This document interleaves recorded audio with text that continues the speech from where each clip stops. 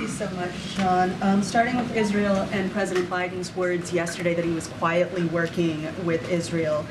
Is he signaling, with these words, is he signaling for a ceasefire? And does the administration still support Israel's position that a ceasefire can only be possible if Hamas is eliminated? Nothing's changed about our view here, that we don't support a ceasefire at this time. And there's no change to that because we don't believe that that benefits anybody but Hamas right now. We do continue to support humanitarian pauses, but not a general ceasefire right now. The president wasn't signaling any change at all. In fact, he was signaling very much a very consistent view that he has had since the beginning of the conflict. Well, we've had a China question. Today, China launched a satellite over Taiwan's airspace. Yesterday, they sent 10 aircrafts, 4 ships, and 4 balloons. Some kind of weird 12 days of Christmas. What is the White House's message to China for doing this 4 days ahead of a major election in Taiwan? I think these actions raise questions in our mind about what the intent here is. You mentioned coincidental here in timing to the election. I have proof that that's what's driving it, but it sure does raise interesting questions, doesn't it, about what their intentions are, what their goals are with this activity. I'll tell you this: we believe that the democratic institutions of Taiwan need to be respected. We want to see a free and fair and transparent election, and we're willing and standing by to work with whoever the people of Taiwan elect into their government. I've got another one not about the defense secretary, if you want to take it. None of your questions have been about the defense secretary.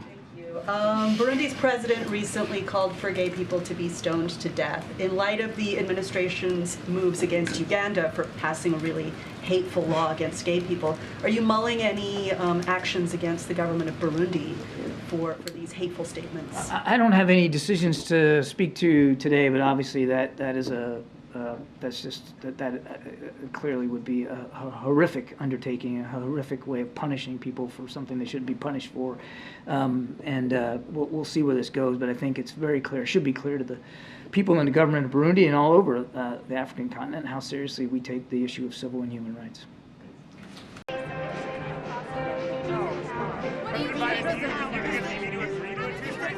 Is the former president trying to derail negotiations on Ukraine at the border? What do you think? I'll ask him. Mr. President, conditions on Israel aid, given what Netanyahu said about a one-state? I think we'll be able to work something out. What does that mean? There are a number of types of two-state solutions. There's a number of countries that are members of the UN that are still don't have their own military. A number of states that have limitations on it. And so I think there's ways in which this could work.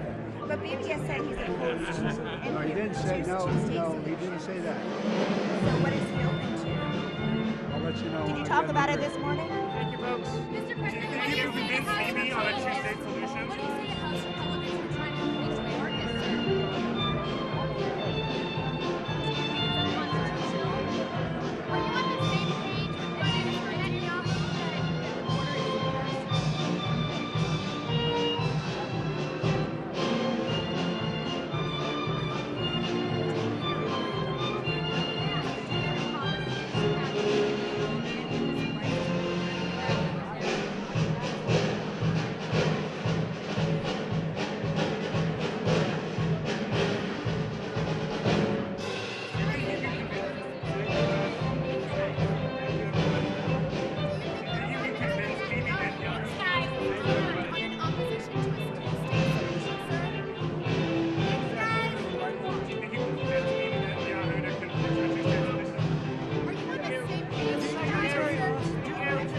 And thank you, Admiral.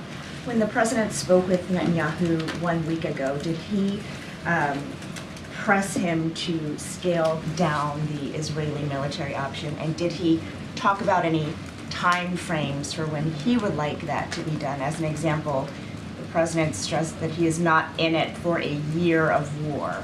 Gee, could it be that you're referring to some certain press coverage, huh? Can you confirm? I cannot, and I'm not going to get into more detail about the call. We gave you a pretty fulsome readout. I was up here talking about the call. Prime Minister Netanyahu and the War Cabinet have a big job in front of them. We're going to continue to make sure that they have the benefit not only of American security assistance, but American advice and counsel, which we've been providing since the very, very beginning. How much of the president's asks to Netanyahu have to do with his concerns about how the war is impacting his chances in re-election? It's not about American asks. It's a conversation that we're having with Israeli leaders about how they're prosecuting this conflict, this war against Hamas. And from the very beginning, we have not been bashful about offering our insights, our perspectives, our lessons learned from our own experience with urban warfare in places like Iraq and Afghanistan, and we won't be bashful going forward. And does that mean that there are going to be things that maybe we don't see exactly the same way that the Israelis look at it? Yeah, probably will. It has and it will going forward. That's what friends can do. That's what allies can do. But I'm asking, how much is the president concerned that this war is impacting his chances of re-election? The president is concerned about Israel's right to defend itself from a legitimate terrorist threat. The president is concerned about the humanitarian crisis that's going on in Gaza right now. People in desperate need of food, and water, medicine, and fuel so that they can drink fresh water and subsist. The president is concerned, as I said at the very outset, with the 100+ hostages that are still being held by Hamas and other Islamic Jihad groups there in Gaza, and making sure that they get home to their families. I mean, my goodness, just today, those 2 calls, he's working at this personally at his level to see if we can't get them home. That's what he's concerned about. He's not looking at the clock in the electoral calendar. He's looking at the clock in terms of the lives that are at risk in Gaza right now, hostage lives, Palestinian lives, and you know what? Even Israeli Defense Force lives, because they keep taking casualties. That's the clock he's worried about. Thank you. Thank you. Excuse me. 2 questions just following up on comments that the president made last night. President Biden called the military operations in Gaza over the top. And this comes after the White House has pretty consistently defended Israel's conduct. What's changed, and what exactly did the president mean by over the top? Yeah, so first of all, I would say nothing has changed. His position hasn't changed. I don't think his messaging has changed.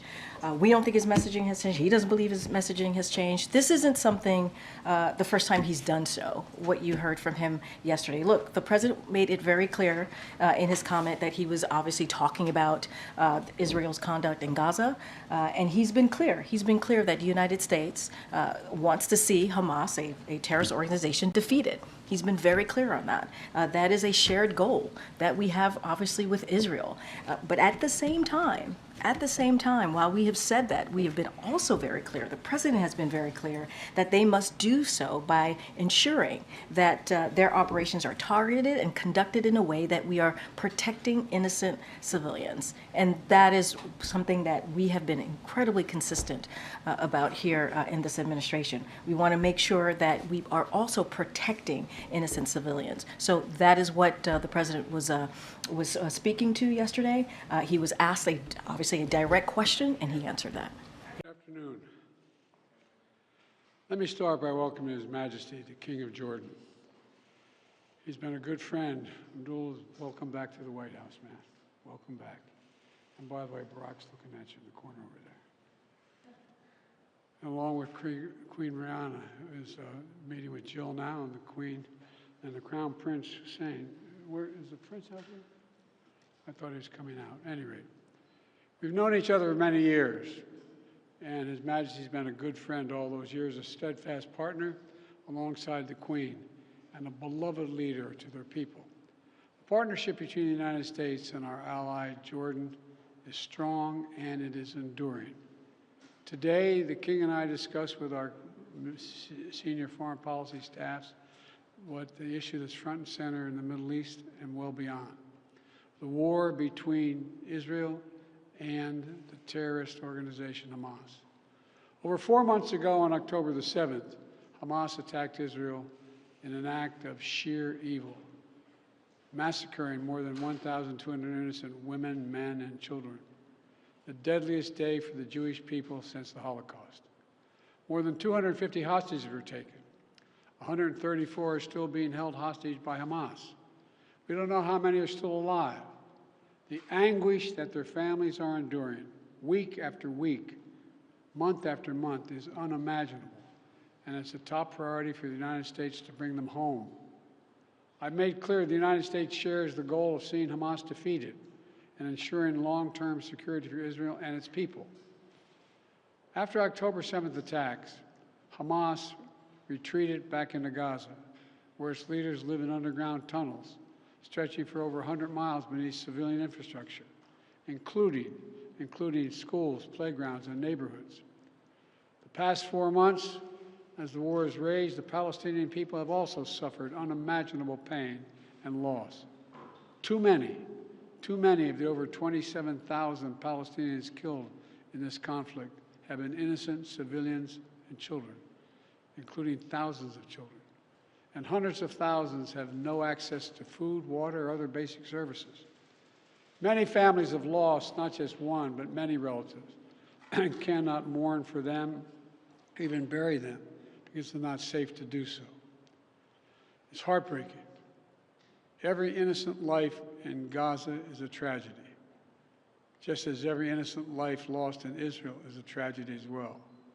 We pray for those lives taken, both Israeli and Palestinian, and for the grieving families left behind. Not only do we pray for peace, we're actively working for peace, security, and dignity for both the Palestinian people and the Israeli people.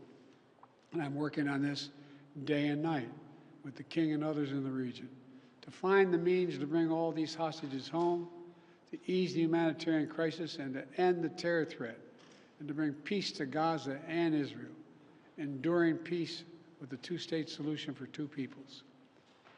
As the King and I discussed today, the United States is working on a hostage deal between Israel and Hamas, which would bring an immediate and sustained period of calm to Gaza for at least 6 weeks, which we could then take the time to build something more enduring. Over the past month, I've had calls with Prime Minister Netanyahu, as well as the leaders of Egypt and Qatar, to push this forward. The key element of the deals are on the table. There are gaps that remain, but I've encouraged Israeli leaders to keep working to achieve the deal. The United States will do everything possible to make it happen. Thank you, thank you, thank you. Appreciate it.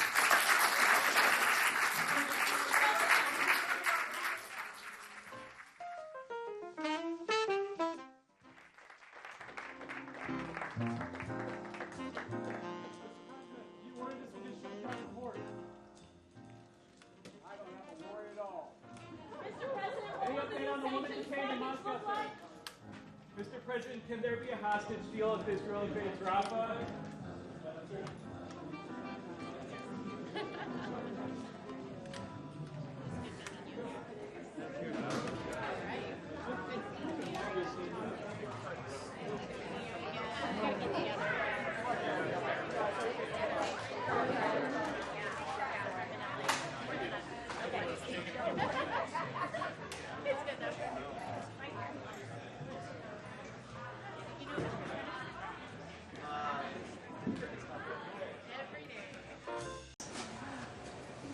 That is. We've got mint chip, we've got coffee How affogato. about mint chip? Mint chip, you got it. And how about sugar? Sugar cone? Yeah. Okay. I was worried you were going to be that guy who asked for all the samples. We can get you some samples. By the way, I'm the last of the big spenders in the East, so I can put whatever he's at. Oh, look at that. I'll do a honeycomb. Honeycomb? Yeah. Would you like that on a waffle cone? I'll have it the same way. Sugar cone? You got it. What do you got here? There you go. That's your drink for the day. Excellent, excellent, excellent. I got a little cash. If anybody want ice cream? Yeah, okay. You turn the camera. Do you want any for real? Yes. It's not a bribe. No, no. I got a little. Thursday. Why will you order now, Mr. President? It's going on Thursday. Why will you now? I've been planning to go Thursday. What I didn't know is my good friend apparently is going. And will you meet with migrants while you're there, Mr. President? Well, I'm not going to announce ahead of time. Secret Service doesn't like me announcing exactly what I'm doing. You guys so much. Thank you guys so much. Thank you guys for all. Can you give us a sense of when you think that ceasefire will start, sir? Well, I hope by the beginning of the weekend. I mean, the end of the weekend. At least my national security advisor tells me that we're close. We're close. It's not done yet. And my hope is by next Monday, we'll have a ceasefire. Okay, thank you.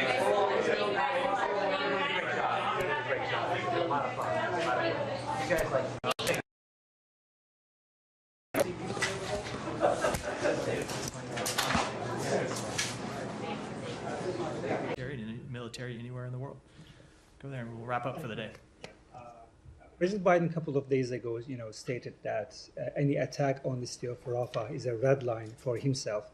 But just one day after, President Biden's statement on Rafa, Israel Prime Minister Netanyahu said that he has still intentions to, go for Rafa. So, what is your reaction to Netanyahu's statement? I'm not going to expand on what the president said or respond specifically to what the prime minister said, other than it has been our clear expectation that before any assault on Rafa proceeds, that the government of Israel needs to develop a plan to deal with the well more than 1 million Palestinians who are there, many of them displaced, and that they have a credible and implementable humanitarian assistance plan.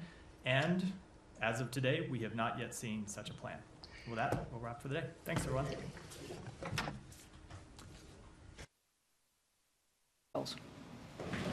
Thanks, Admiral. Does President Biden want to see new elections in Israel and for Prime Minister Netanyahu to no longer remain in power? That's going to be up for the Israeli people to decide. So what about, beyond what he said in the Oval Office, did the President find good about Senator Schumer's speech? Well, the President spoke about the passion with which Leader Schumer made that speech. And the President said that he knows that those remarks, they resonate with many Americans out there. For our part, we're going to keep supporting Israel in their fight against Hamas. We're going to keep urging them to reduce civilian casualties, and we're going to keep working to get a temporary ceasefire in place so we can get the hostages back home with their families and more additional aid into the people of Gaza.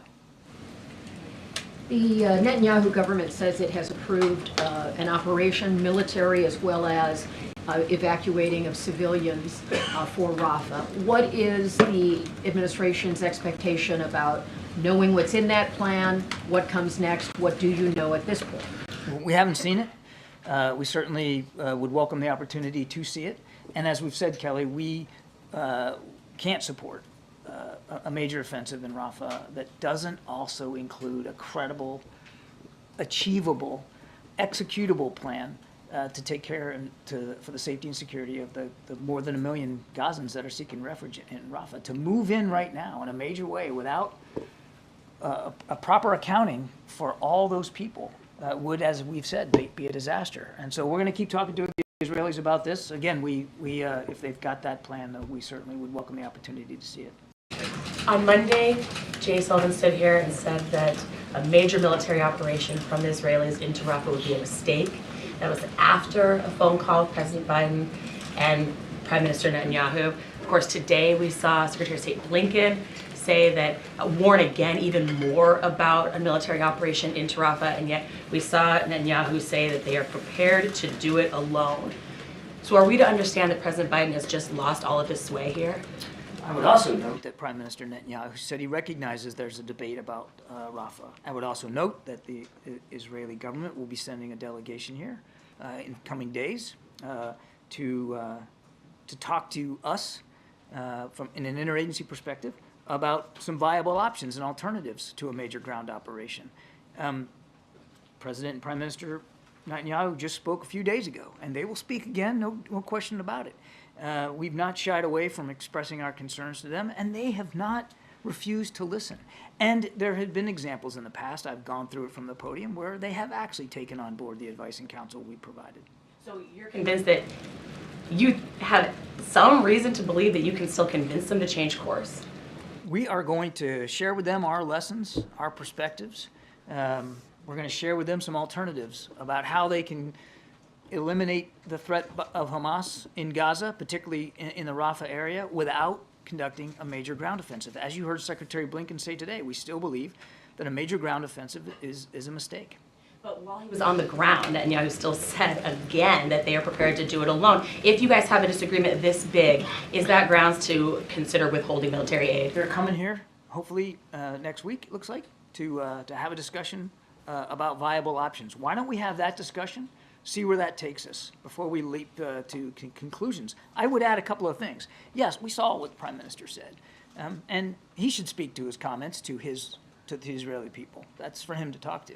But we haven't seen him go into Rafa, have we? They haven't conducted a major ground offensive yet. So we believe there's still still time and space to have these discussions and to share with them what we've learned. What will make this? No, go ahead. No, I'm just saying we don't have this meeting next week a success, John, between the United States and Israel. We're not putting benchmarks on it, Steve. We're looking forward to the opportunity to have a delegation here from Israel to share some of our thinking about viable alternatives, and we'll see where it goes from there. If Netanyahu comes to speak to Congress, would the president take the opportunity to meet with him while he's here? I couldn't answer that question since we don't have a visit by Prime Minister Netanyahu to speak to. I would just note that these two guys have known each other a long time, and they're speaking frequently. Admiral, is it your expectation that the defense minister has with him the kind of operational details you've been looking for on a potential Rafa mission? Do you think he possesses that, and would that likely come up in the meeting? Oh, he's in the top of the chain of command of the Israeli Defense Forces, so we're quite certain that he has enough visibility on what their thinking is about Rafa to be able to share that if he chooses to. Does the president feel the delay of this other delegation meeting that he wanted?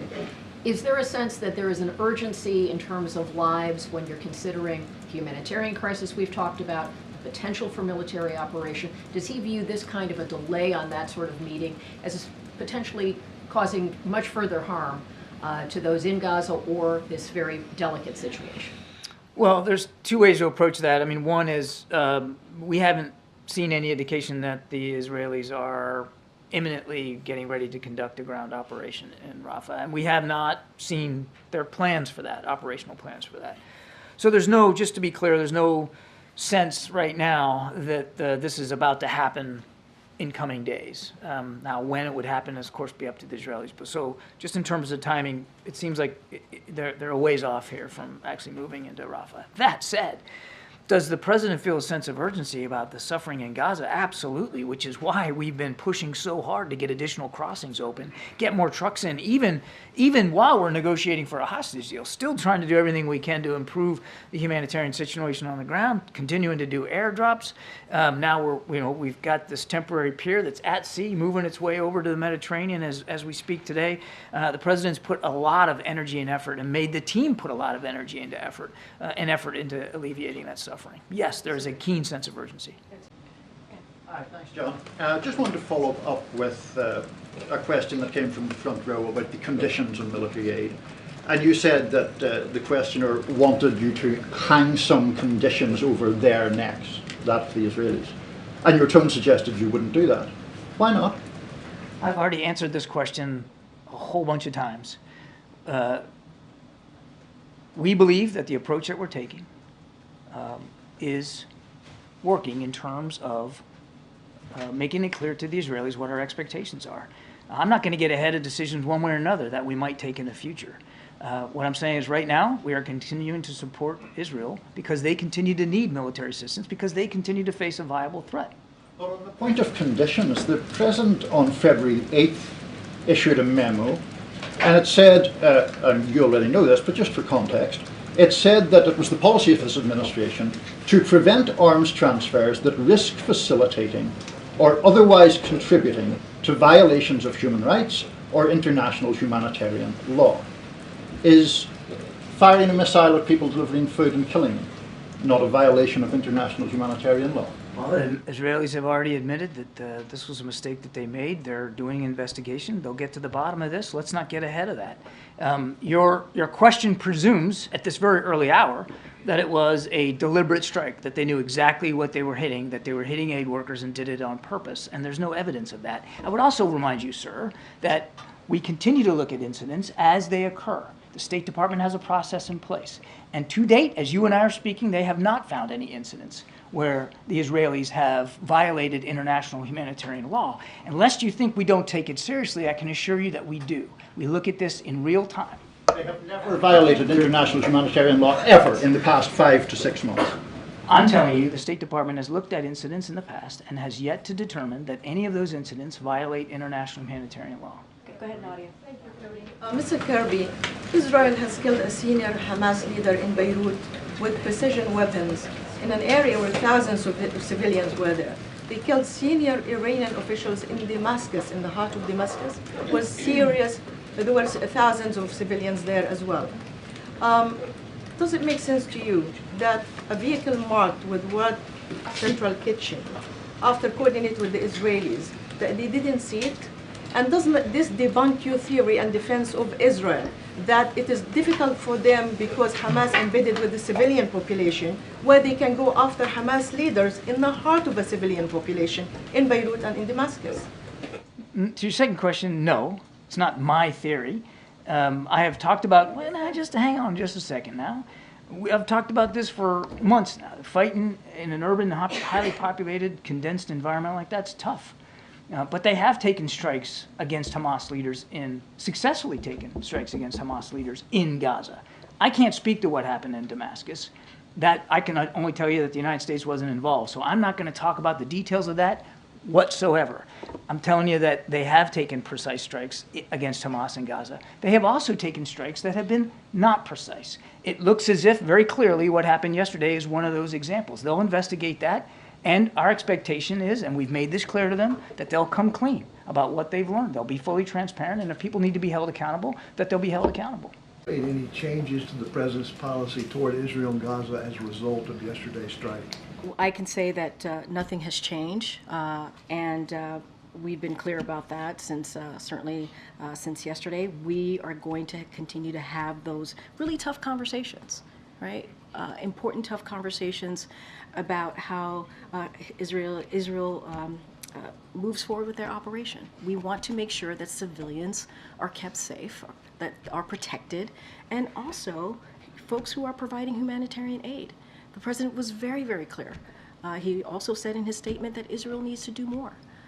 We've been very clear about that as well. We're going to continue to have those conversations with our Israel counterparts, and look, you know, this is important to this president. But I will also add, that's why the hostage deal is so critical. That's why the president has been working 24/7 along with his team to get that hostage deal done. And if we get a hostage deal, it means that we can get more humanitarian aid into into Gaza, pardon me. It also means that we get to a ceasefire. We get into a ceasefire so that we can get that aid in, so that we can get also hostages home. So that is what we're going to continue also to work on. Do you have a progress report on that hostage deal? I don't have a progress report. You saw in the president's statement that his team continues to have those conversations in Cairo right now. That is important, and he, you know, we wish I can stand here today and say there's a deal, but those conversations continue. We have made this a priority. This president has made this a priority to get that hostage deal. It's important to get those hostages home to their family. It's important to get that humanitarian aid, and with a, you know, leading to a ceasefire. Well, good evening, everyone. I traveled to Israel in the days immediately following the horrific attacks of October 7th. And I made clear then the commitment of the United States to Israel's security and to ensuring that October 7th could never happen again. I also underscored Israel's moral, strategic, and legal requirements to protect civilians and provide humanitarian assistance to those who needed it. Now, of course, what happened after October 7th could have ended immediately if Hamas had stopped hiding behind civilians, released the hostages, and put down its weapons. But Israel is not Hamas. Israel is a democracy. Hamas, a terrorist organization. And democracies place the highest value on human life. Every human life. As has been said, whoever saves a life saves the entire world. That's our strength. It's what distinguishes us from terrorists like Hamas. If we lose that reverence for human life, we risk becoming indistinguishable from those we confront. Here's the current reality in Gaza. Despite important steps that Israel has taken to allow assistance into Gaza, the results on the ground are woefully insufficient and unacceptable. 100% of the population in Gaza knows acute levels of food insecurity. 100% of the population is in need of humanitarian assistance. And those working heroically to provide that assistance are doing so in great peril to their own lives. This week's horrific attack on the World Central Kitchen was not the first such incident. It must be the last. President Biden spoke a short while ago with Prime Minister Netanyahu. The leaders discussed the situation in Gaza. The president emphasized that the strikes on humanitarian workers and the overall humanitarian situation are unacceptable. He made clear the need for Israel to announce a series of specific, concrete, and measurable steps to address civilian harm, humanitarian suffering, and the safety of aid workers. He made clear that U.S. policy with respect to Gaza will be determined by our assessment of Israel's immediate action on these steps. He underscored as well that an immediate ceasefire is essential to stabilize and improve the humanitarian situation and protect innocent civilians, and he urged Prime Minister Netanyahu to empower his negotiators to conclude a deal without delay to bring the hostages home. The two leaders also discussed public Iranian threats against Israel and the Israeli people. President Biden reaffirmed the United States' strong support for Israel in the face of these threats and our commitment to Israel's security. Right now, there is no higher priority in Gaza than protecting civilians, surging humanitarian assistance, and ensuring the security of those who provide it. Israel must meet this moment. Thanks, Kareem. Thanks, Admiral. Just a couple of things. And firstly, how long did this call last? It was about 30 minutes or so. And just going back to, Jeff's question about the, why this sort of change in tone? I mean, has there been growing frustration on the part of President Biden that previous messaging to Prime Minister Netanyahu just doesn't seem to have gotten through? Yes, there's been growing frustration. Thank you so much, Kareem. John, one question on Israel and another on Venezuela. We saw in the past President Biden pushing Netanyahu to protect civilians, but how much words really matter here when, on actions, the same day of the attack on the humanitarian wards, the U.S. was approving more bombs to Israel? We are now 6 months into the war. How much the U.S. actions are actually encouraging Israel to not do enough to protect civilians? Yeah, look, I'm kind of glad the question came up because I would tell you when I've seen press reporting, about the arms sales and that kind of thing, and I would just remind you that with the exception of the immediate 2 months after the attack, we haven't really sent emergency aid and military assistance to Israel. There was in the first couple of months. But what you're seeing here is the result of a process of foreign military sales to Israel that takes years. And a lot of this material that's been reported publicly was notified to Congress many, many months, if not years ago, and are in the train to get to Israel. I think it's important to remember, as I tried to mention in the last answer, that Israel still has a lot of threats it faces. I mean, we're all focused on Hamas, and I understand that, but they still face active threats throughout the region, including from Iran. And the United States still has an ironclad commitment to help Israel with its self-defense. And so a lot of these articles, including the 2,000-pound bombs and the F-35s, those are things that have been long in the train and not tied. The foreign military sales process was not tied to this conflict. Can I have one more on Venezuela quick? Because yesterday Nicolás Maduro enacted a law creating a province of Venezuela in Guyana, and he accused the United States of building secret military bases in Essequibo.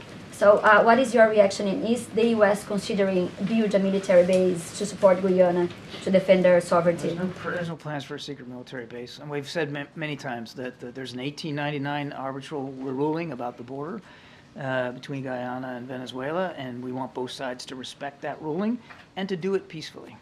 Thank you. John, a follow-up on that first. Did the CIA warn Israel, or did President Biden warn Netanyahu today about an Iranian plan to attack inside Israel within 48 hours? I'm not going to talk about intelligence matters, Peter. I think you can understand. But they did talk about a very public and very viable, real threat by Iran to Israel's security. And I think I need to leave it at that. It's really as far as I can go. On October 7th, President Biden said, "My administration's support for Israel's security is rock solid and unwavering." That is not true anymore, correct? No, it is true. Still true today. How is his support unwavering, but you're also reconsidering policy choices? Both can be true. They cannot be true. They're completely different things. No. I'm sorry.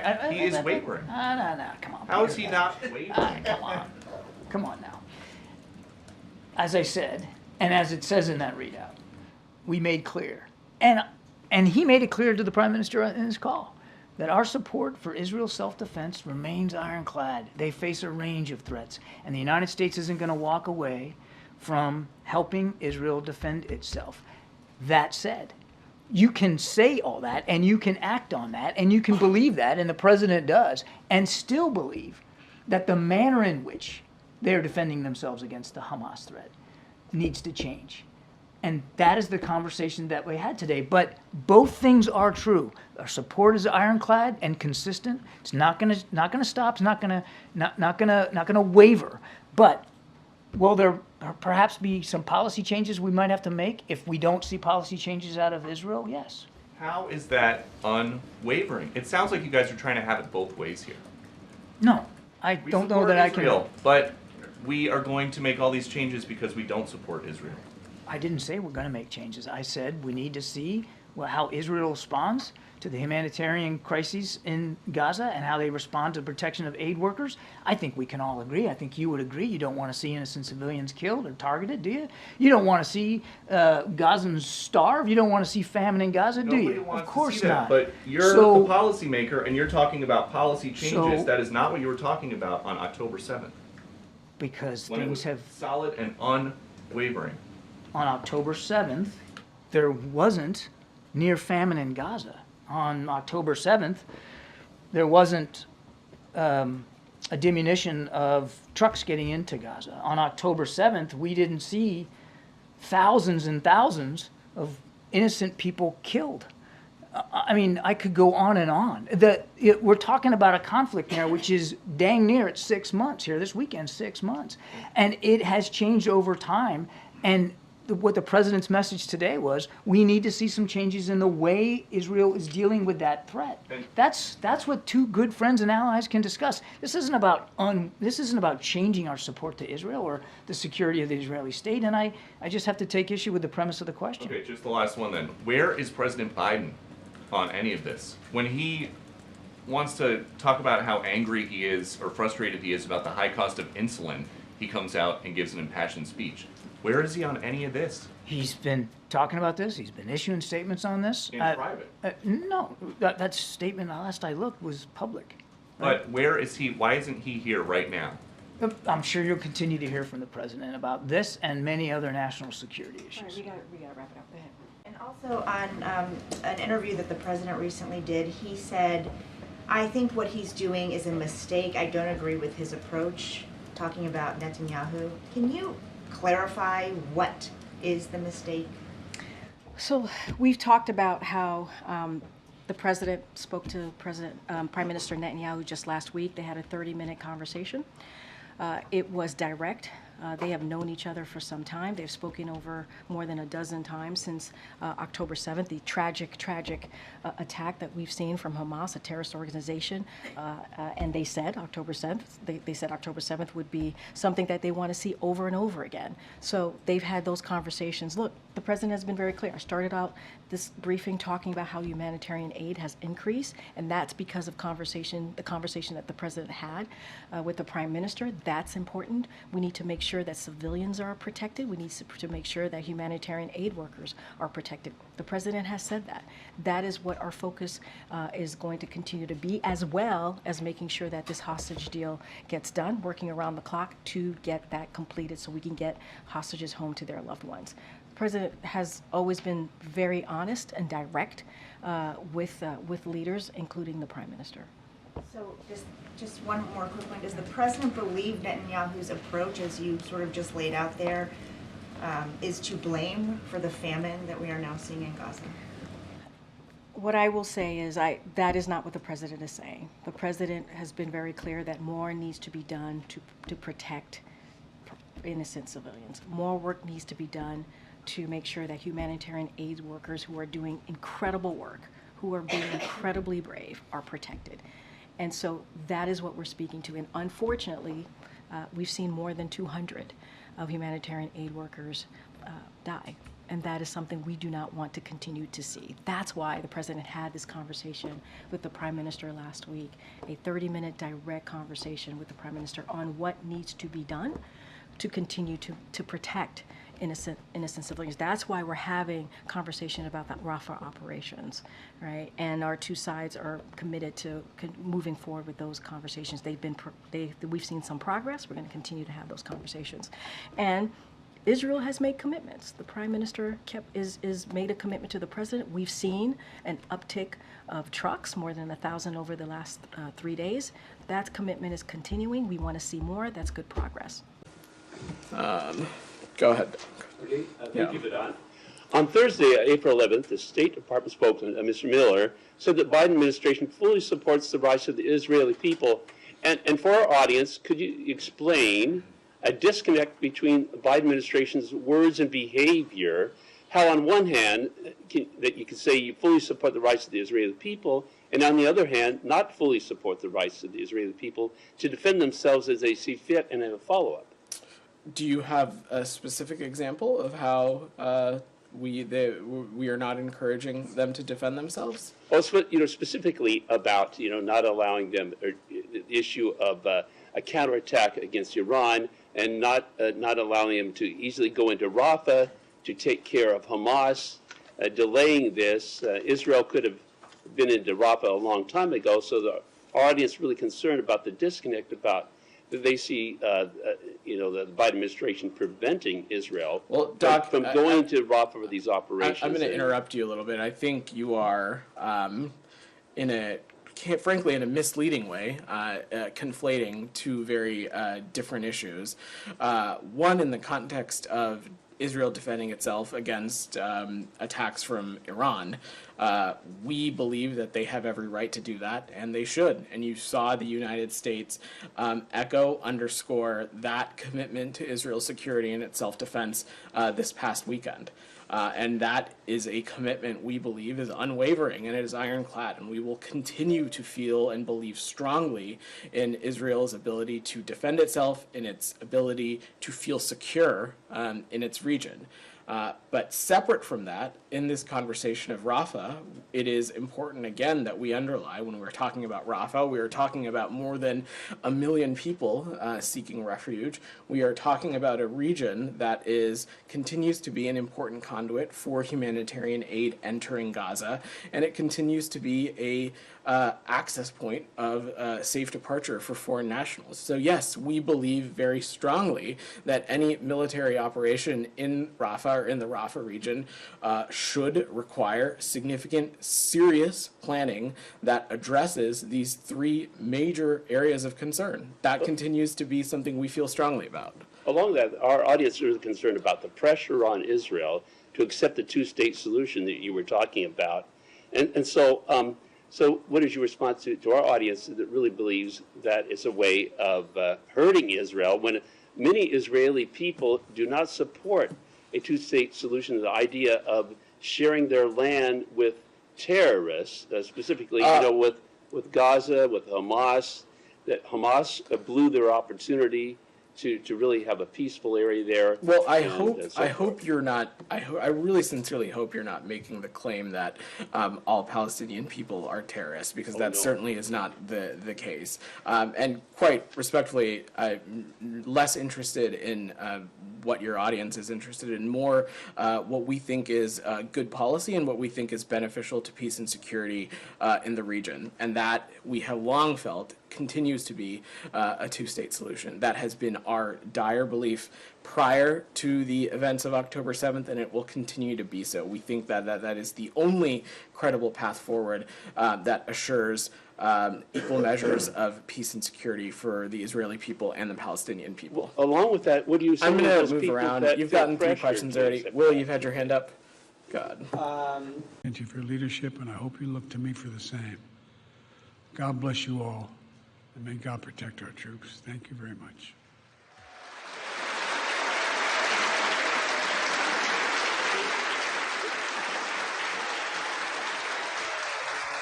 How imminent do you think an attack on Israel is from Iran, Mr. President? I want to get this secure information, but my expectations sooner than later. Mr. President, Mr. President, to Iran in this moment? Don't.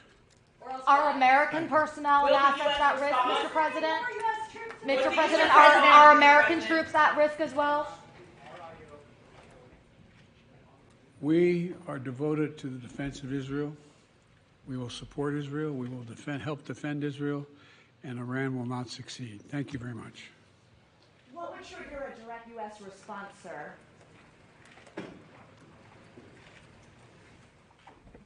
Hey, you guys are the best in the whole damn world, man. The whole world. No, that's not hyperbole, man. Both these squadrons. You're incredible. Absolutely incredible. You made an enormous difference, potentially saving a lot of lives, and thanks to extraordinary skill, the United States helped Israel take down nearly all those incoming missiles.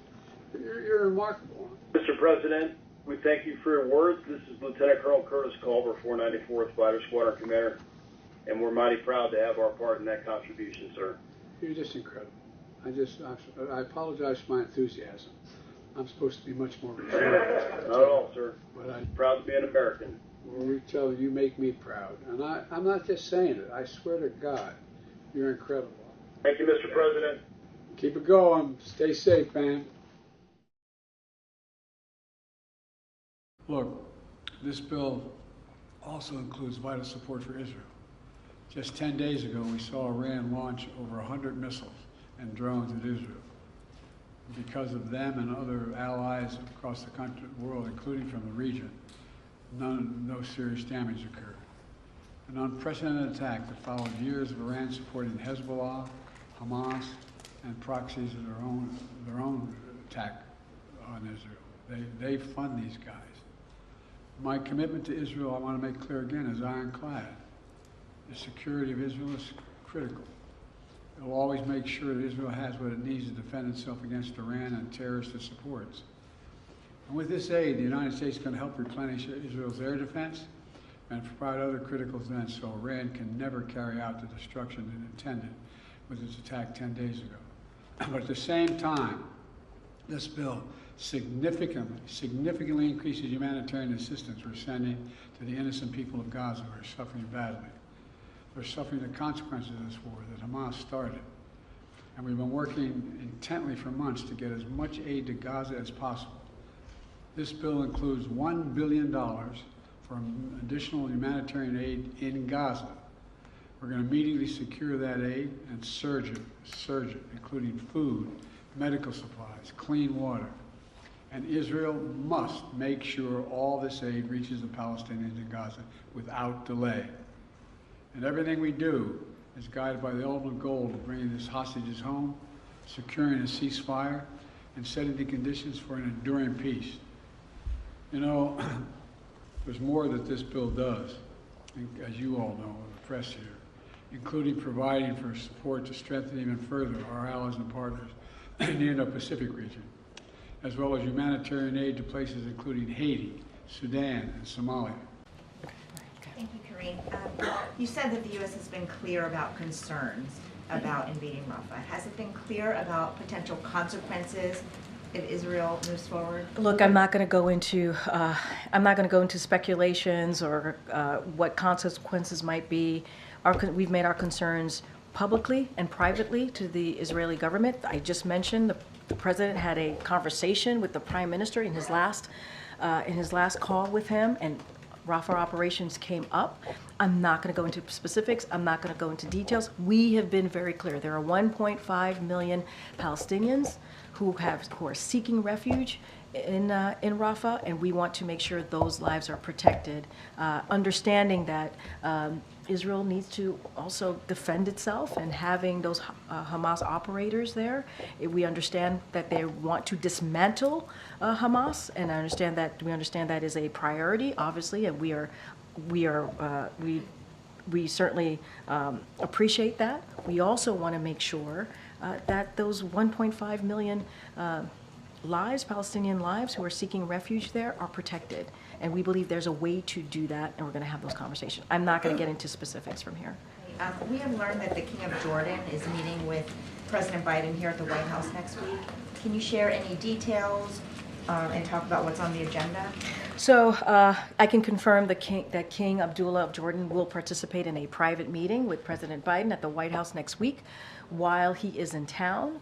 I don't have any more details for you at this time. Certainly we will provide a readout when that occurs, but I can confirm that meeting is indeed happening next week. And then just to close the loop, what was Mark Hamill doing here today? I think he said he was having a meeting. Did you not like having him here? No, I mean, that's what I was like, we all love seeing him. It sounded very kind of like, why here? He said it himself. We wanted to make sure that he provided, which is one of the reasons he spoke to why he was here himself. He wanted to meet with the president. They had a meeting, and. Well, you guys asked him questions. They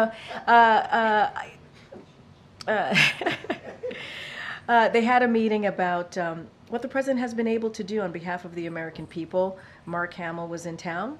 They met. I think it was important as someone you all know Mark Hamill. He is someone who is very much invested in our country, very much invested in the direction of this country, and so they had a meeting. It was he went into that meeting, and we thought it would be fun for him to come out here and lighten up the room a little bit on a Friday. We also believe that you guys there's some Star Wars fans in here, but the president meets with a lot of people. There's a lot of people that come through the White House that the president has an opportunity to sit down and talk with. You just happen to see Mark Hamill today because we thought it would be a nice gesture to have him come out and say hello. But I really wouldn't put too much into it. He meets with a lot of people here. Thank you. Yeah. All right. Jeez, Rija is not happy about Mark Hamill being here. That's okay. I'm not going to tell him. He's not watching. Probably. I won't tell him. I haven't. Do you not like Star Wars? You have not seen Star Wars? I will now. I will now. I know that. That's why that happened, folks. That's why I got the question. I'm gonna watch. Oh, there's more. Wow. All right, I'm going to let that go. Let's continue. Oh, thank you, Gabe.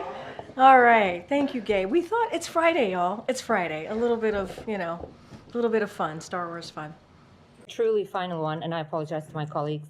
Can you tell us where we are on the hostage talks? And there are Israeli officials, I believe perhaps Prime Minister Netanyahu, saying a deal on the hostage talks collapsed because of President's decision and because President signaled this decision. What would you say to that? So first of all, I'm not going to respond to anonymous officials. Is that on the record quote from someone? I'm not going to respond to anonymous officials, but I would just say that is not at all our assessment of the hostage talks.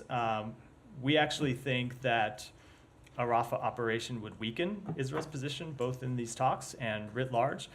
We've talked about this before, that a major military operation in Rafa would further weaken Israel's standing in the world, would further create distance from its partners in the region who actually share Israel's goal of seeing Hamas defeated and want to see Hamas replaced with a different governance structure in Gaza.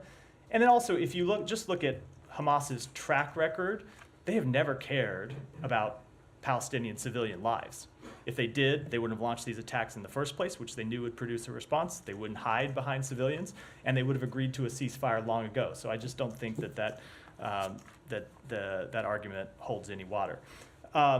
With respect to the talks itself, so we continue to engage with the Israeli government on the amendments to the proposal that Hamas submitted earlier this week.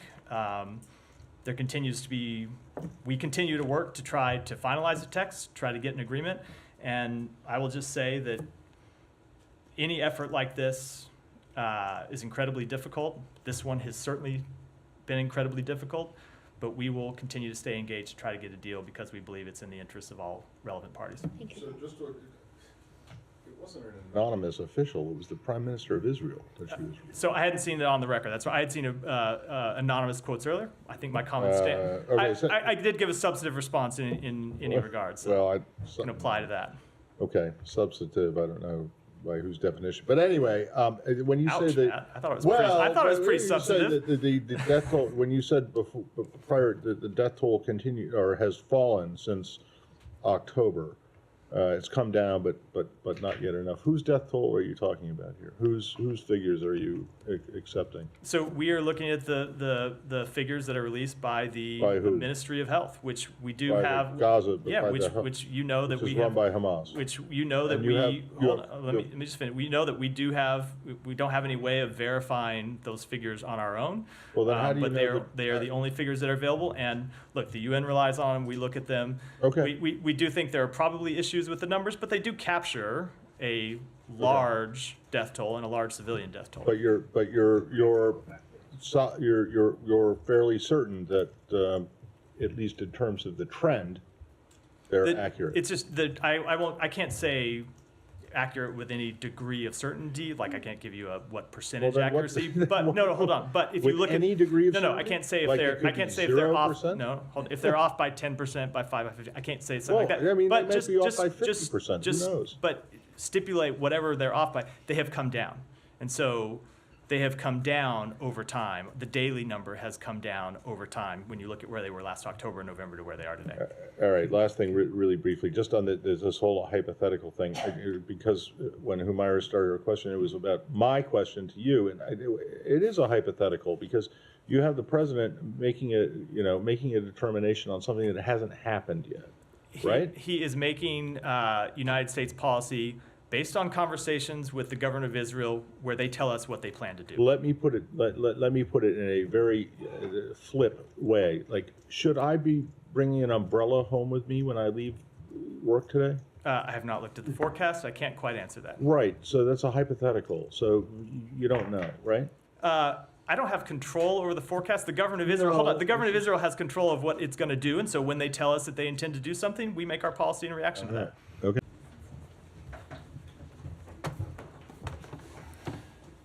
Okay. Matt? Really? 4 days in a row? 4 days in a row. I'm sorry. As I was all. walking out here, I was remembering our exchange about this yesterday and thinking, nothing I'm is going to get it. in the world. It's all very quiet. Everything is fine. Calm. Again, my lack of opening remarks does not indicate lack of anything to say. Right. Okay. So can you explain to us what the impact, what the practical impact, at least for the State Department, is of the president's comments last night about arms shipments to arms transfers to Israel, and whether or not this plays into the NSM report that I guess is not coming today and maybe tomorrow? So let me speak first with the NSM report. It doesn't have any practical impact on the NSM report. The NSM report is a backwards-looking report where we're looking at a number of things over the past, for conduct from last year and then up to when we send the report. It doesn't have any impact either on the content of the report or the timing of that report. which won't be today, but again, I expect in the very near future. It's just a matter of days that we'll be able to get that report up to the Hill. And then with respect to the larger question, so what the president made clear is that we have concerns about a potential military operation in Rafah. I don't think that's any secret. We've been making those concerns known publicly, and we have made those concerns quite clear to the government of Israel. And as the president noted, there are certain types of military assistance that we will not make available to Israel for use in a campaign in Rafah. Okay, but I was under the impression that you guys didn't speak to hypotheticals. So we have made quite clear for some time our concerns about a Rafah operation, something the Israel government has signaled is likely to be coming. And so, yes, we have been engaged with them on that. Well, I get it, but isn't there a big if in here? Certainly, that would be our hope. We don't want to see an operation go forward, and no, I know. We're making that clear. But you know, every time you're asked any question that's got the word if in it, or it's not something that has already happened, you refuse to answer. And now, I wouldn't say every time. Wouldn't say every pretty time. much. Look, I just to be, I should be serious about this. I'm not trying to make light of it. I just, you know, you guys have, or the president has made a policy prescription, apparently, based on something that hasn't happened yet. He has, right? Because we have been in close conversation with the government of Israel about this fact. There is a there's a very real difference, obviously, between coming to the briefing room and getting a question about something that might happen and something that we're engaged with a foreign government that they say they intend to do. And we treat those differently for quite obvious reasons. Okay, so you're saying you won't tell us the full truth, but you'll... I'm saying anyway, it's different when a reporter raises a hypothetical question right. versus the government saying, this is what we intend to do, this is what our policy is going to be, and we have to make determinations about our policy. Is it your understanding that the president has decided that what Israel has done in Rafah so far crosses the red line? We have not yet seen an indication of a major military operation. So that's something that we're watching closely, and the president made that clear in his comments. And yet he already decided to halt or to suspend these shipments. We have paused one shipment and are reviewing others in the context of a potential operation. But again, we hope that there is no operation. That, I think, would be the best outcome for everyone involved. Okay, thank you. Of civilians as well. Can I just clarify a couple Sure. things you said? Let me do it, and then I'll come to you, Said. Sorry. On the raising with Israel, the incident on aid trucks, that was today's incident. Is that right? Yes. Just clarifying, you didn't mean more generally. And then who raised with who? As you know, I'm not going to get into the specifics of these conversations, but we talk to our partners in Israel all the time, around the clock, and have intend to raise issues like this when they come up. And then you told Sean that a country's overall commitment to international humanitarian law is not necessarily disproven, but by what may be individual IHL violations. There have been accusations for dozens of incidents. If all those end up being violations, can you still say Israel is fulfilling its commitment to abide by IHL? That is, I'm just not going to get ahead of a hypothetical. We are talking about things that are still mid-process in some instances, but again, in the context of the National Security Memorandum, given the circumstances on the ground, we have not been able to make a conclusive determination. But again, just given what we are seeing, it is fair to assess that there have been instances in which Israel has not held up its obligation of complying with international humanitarian law. We will continue to pursue these kinds of things through the tools that exist in the United States, but Israel has also indicated that it will continue to pursue accountability through the mechanisms that exist in its own government. And they have indicated to us that they have hundreds of cases open, including some that are in administrative review and some that are in the middle of prosecution, and we'll let them speak to those processes. But given all that, do you still feel Israel is fulfilling its commitment to IHL and that it is committed to it? That's our understanding. Yes, that's what we believe. Said. Where do deliberations stand on this potential White House plan to allow a certain number of Palestinian refugees into the U.S.? So I don't have any updates for you. I know I've been asked this question multiple times about conversations happening here. Don't have anything to share. What I will say is, and I've said this many times before, in the beginning of what occurred on October 7th, we put in a plan. There were about 1,800 Palestinian Americans that were in Gaza, and we did everything that we can to get them out if they choose to, if that's something that they wanted to do, and certainly we were able to do that. As it relates to a refugee program or anything in that nature, I don't have any announcement to make, and I'll just leave it there because I want to be really mindful about that, about getting ahead of that. Does the fact that a lot of Democratic senators were sort of lukewarm on the idea make it less likely that something like that would happen? I wouldn't say that. I wouldn't say that, confirm that either way. What I will say is we don't have any announcement to make at this time, and so obviously we're going to look at everything. So the U.S. has withheld bomb shipments to Israel, and on Friday the State Department sent a report to Congress. So did the report further support the administration's stance, or are they having second thoughts about it? Say that one more time. So the U.S. has withheld bomb shipments to Israel. Yeah, just one shipment, 2,000 bombs. Yep. Right.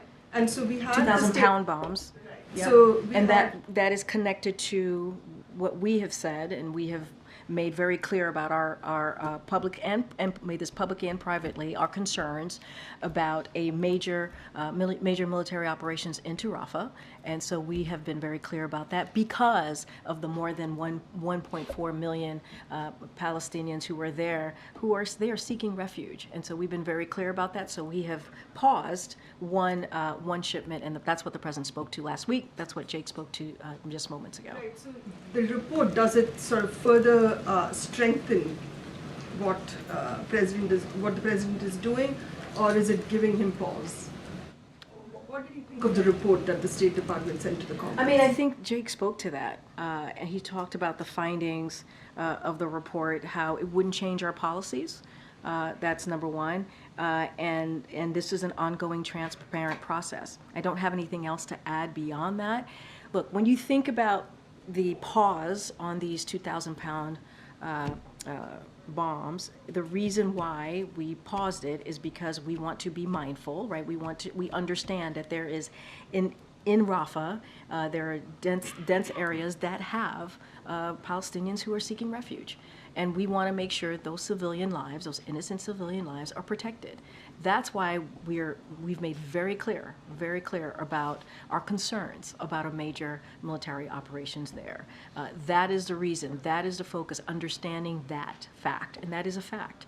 And so we're going to continue to have those conversations. You heard Jake talk about in upcoming days having an in-person conversation with his counterparts, continuing these group meetings that they've been having with the NSC's been having with the IDF, the Israeli government, and so that's going to continue. We're going to continue to be really clear about our concerns, as we've been publicly, as also privately. And so those conversations continue, and that's why the president has been very clear. There are 1.4 million civilians, innocent civilians, that are in Rafa right now. And we want to be really careful and mindful. We want to see a plan that speaks to how is Israel going to make sure that those lives are protected. It is a pause of one shipment, and that shipment is related to what we believe it could be potentially, an issue here in Rafa, being very, very clear about that. Okay, go ahead, Summer. At a fundraiser over the weekend, the president began his remarks by talking about Israel. He said, Israel said it's up to Hamas. If they wanted to do it, we could end it tomorrow. It all has to do. And then he cut himself off and said, I shouldn't get into all of this. I don't want to get going. Can you just finish the sentence for us? And what he was trying to say, especially when he was talking about it all has to do with... Look, I'm... Obviously, as I say often, certainly going to let the president speak for himself. But he didn't finish speaking. I know, but I look. I think obviously, Jake Sullivan, the National Security Advisor, came here and gave a very good and detailed, in-depth laydown of where we are. And it's very much where the president is. And talked about humanitarian aid, obviously, the importance of getting that into Gaza, and how we want to make sure that we deal with what we're seeing there with the dire situation in Gaza. Obviously, he talks about our continued support. He talked about our continued support for Israel's security. That is Ironclad. That is what we want to make sure that, they are able to defend themselves. And so I think all of that remains to be true. Hostage deal, we want to get to a ceasefire, and also create a situation where we can get more of that humanitarian aid, bring hostages home. So all of that continues to be true. I think the words that you heard from the President's National Security Advisor, I think is very clear on where the President is. I can't speak beyond that. And, I think the President started out saying what was on his mind, but more broadly, where we are with the situation in Gaza and Israel has been very clear, and we want to continue to lay that out. That is one of the reasons that Jay came out here. The House is likely to vote on the Israel Security Assistance Support Act later this week, which would ban the administration from withholding military aid to Israel that has been congressionally approved. Is that something that, it's obviously a response to the president's comments over the last week, so is that something that the White House would oppose? Are you talking to Democrats who might be inclined to go with Republicans on this? So look, I'll start off, I just repeated basically what I wanted to say to this question, which is this president has been very clear. His commitment to Israel's security is ironclad. That has not changed. We share Israel's goal of defeating Hamas, and will continue to stand with Israel to make that happen. We've been very clear. As it relates to the announcement that the president made in the interview last week on CNN, we have paused only one shipment. That includes 2,000 pounds bombs, which can be very destructive in densely populated urban environments, such as Rafa. You heard, obviously, Jake just speak to this. And then so regarding this bill, as you just asked me about, Sungmin, we strongly, strongly oppose attempts to constrain the president's ability to deploy U.S. security assistance consistent with U.S. foreign policy and national security objectives. It is our objective as well that we plan to spend every last cent appropriated consistent with legal obligations, including in the recent supplemental, that national security supplemental that was just passed and the president obviously signed.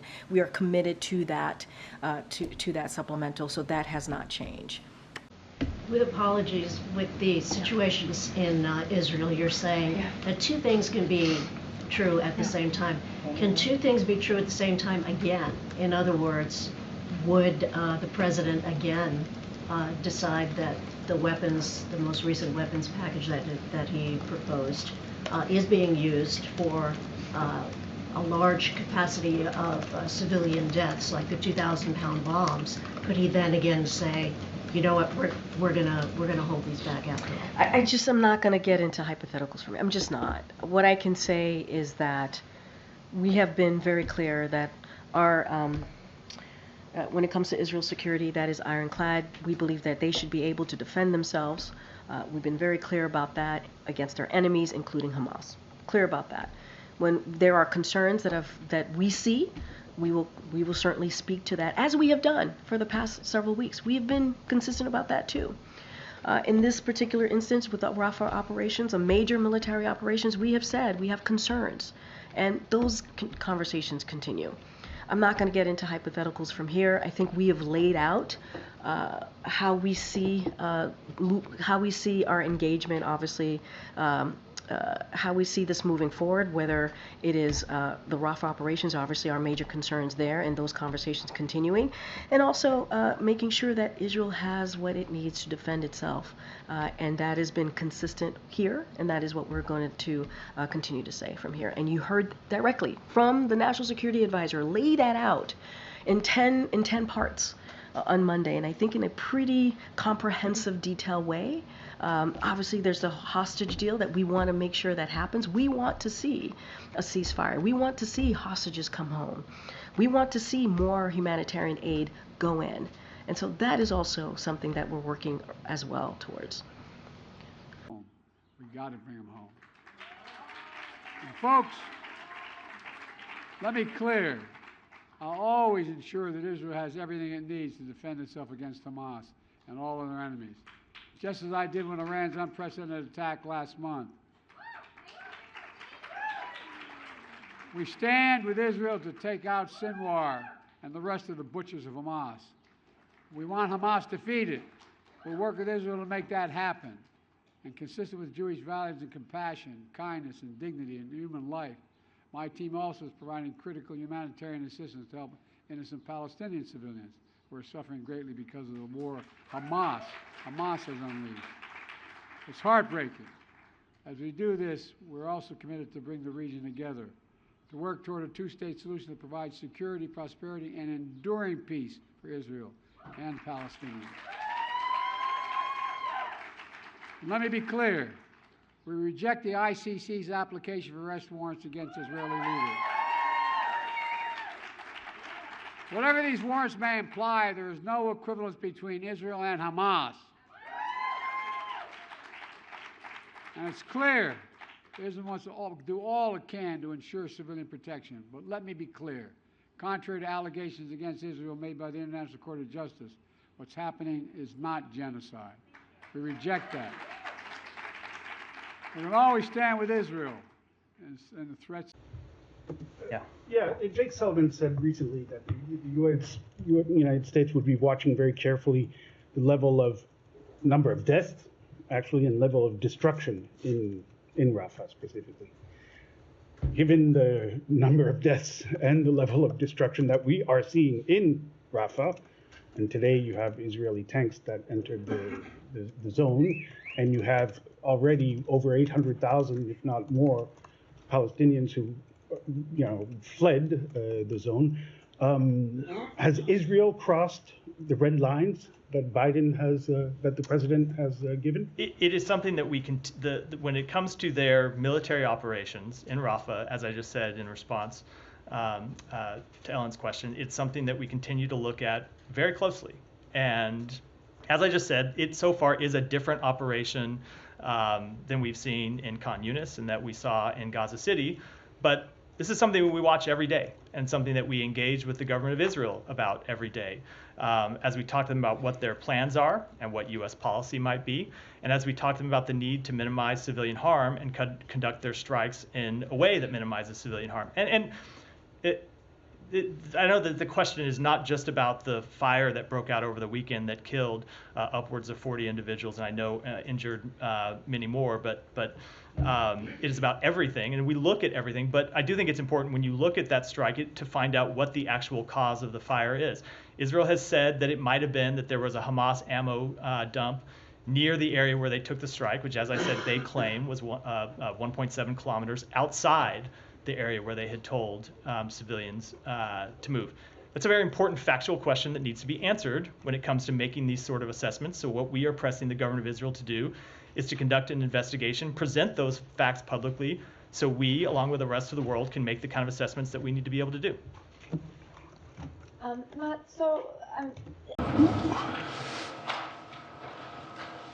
Just checking this afternoon. Good afternoon. Before I begin my remarks, I just want to say a few words about what happened yesterday in New York City. The American principle that no one is above the law was reaffirmed.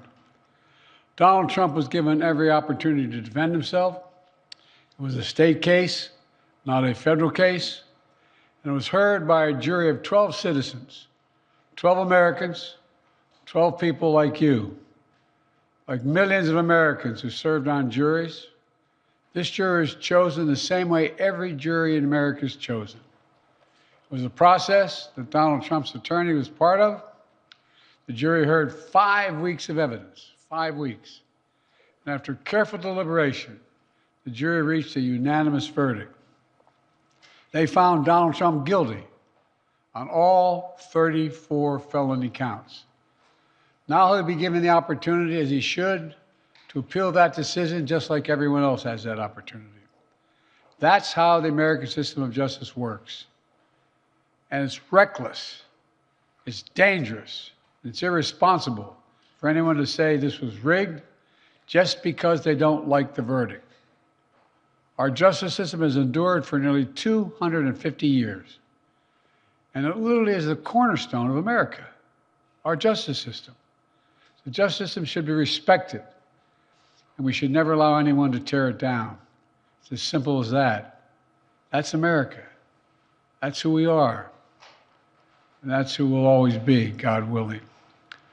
Now to another issue. I want to give an update on my efforts to end the crisis in Gaza. For the past several months, my negotiators of foreign policy, intelligence community, and like have been relentlessly focused, not just on a ceasefire that would inevitably be fragile and temporary, but on a durable end of the war. That's been the focus, a durable end of this war. One that brings all the hostages home, ensures Israel's security, creates a better day after in Gaza without Hamas in power, and sets the stage for a political settlement that provides a better future for Israelis and Palestinians alike. Now, after intensive diplomacy carried out by my team, my many conversations with leaders of Israel, Qatar, and Egypt, and other Middle Eastern countries, Israel has offered a comprehensive new proposal. It's a roadmap to an enduring ceasefire and the release of all hostages. This proposal has been transmitted by Qatar to Hamas. Today, I want to lay out its terms for the American citizens and for the world. This new proposal has 3 phases. The first phase would last for 6 weeks. Here's what it would include: a full and complete ceasefire, a withdrawal of Israeli forces from all populated areas of Gaza, release of a number of hostages, including women, the elderly, the wounded, in exchange for release of hundreds of Palestinian prisoners. There are American hostages who would be released at this stage, and we want them home. Additional, some remains of hostages who have been killed would be returned to their families, bringing some degree of closure to that terrible grief. Palestinians, civilians, would return to their homes and neighborhoods in all areas of Gaza, including in the north. Humanitarian assistance would surge, with 600 trucks carrying aid into Gaza every single day. With the ceasefire, that aid could be safely and effectively distributed to all who need it.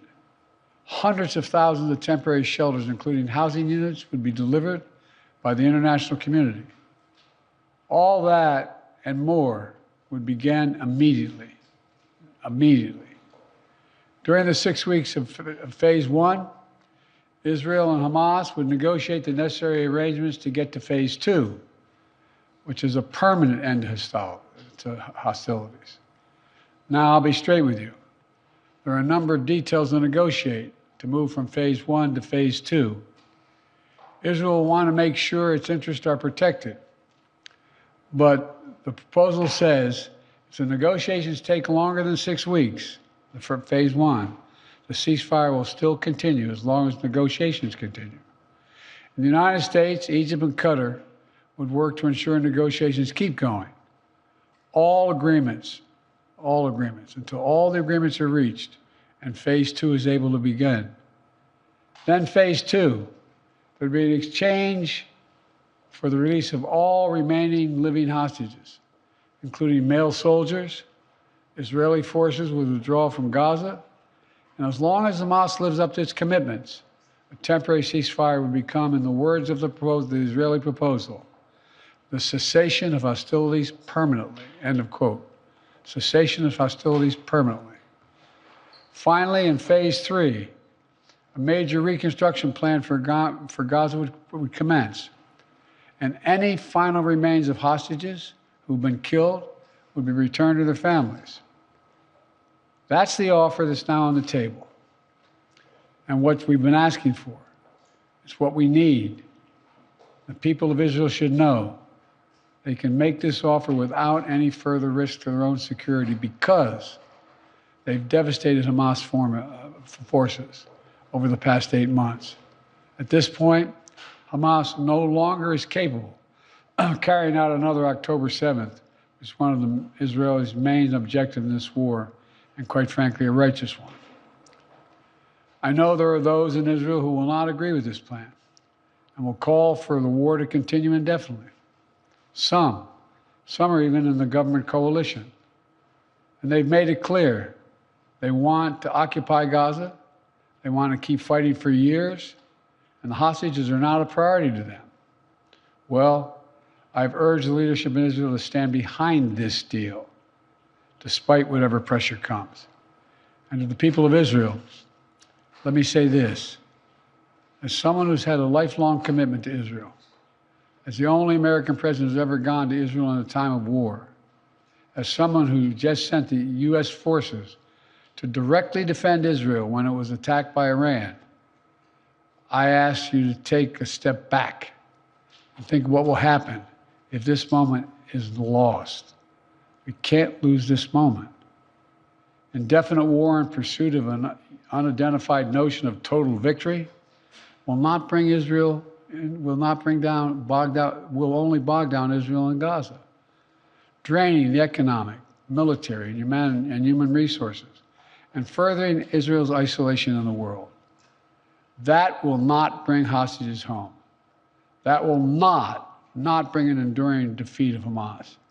That will not bring Israel lasting security. But a comprehensive approach that starts with this deal will bring hostages home and will lead to more secure Israel.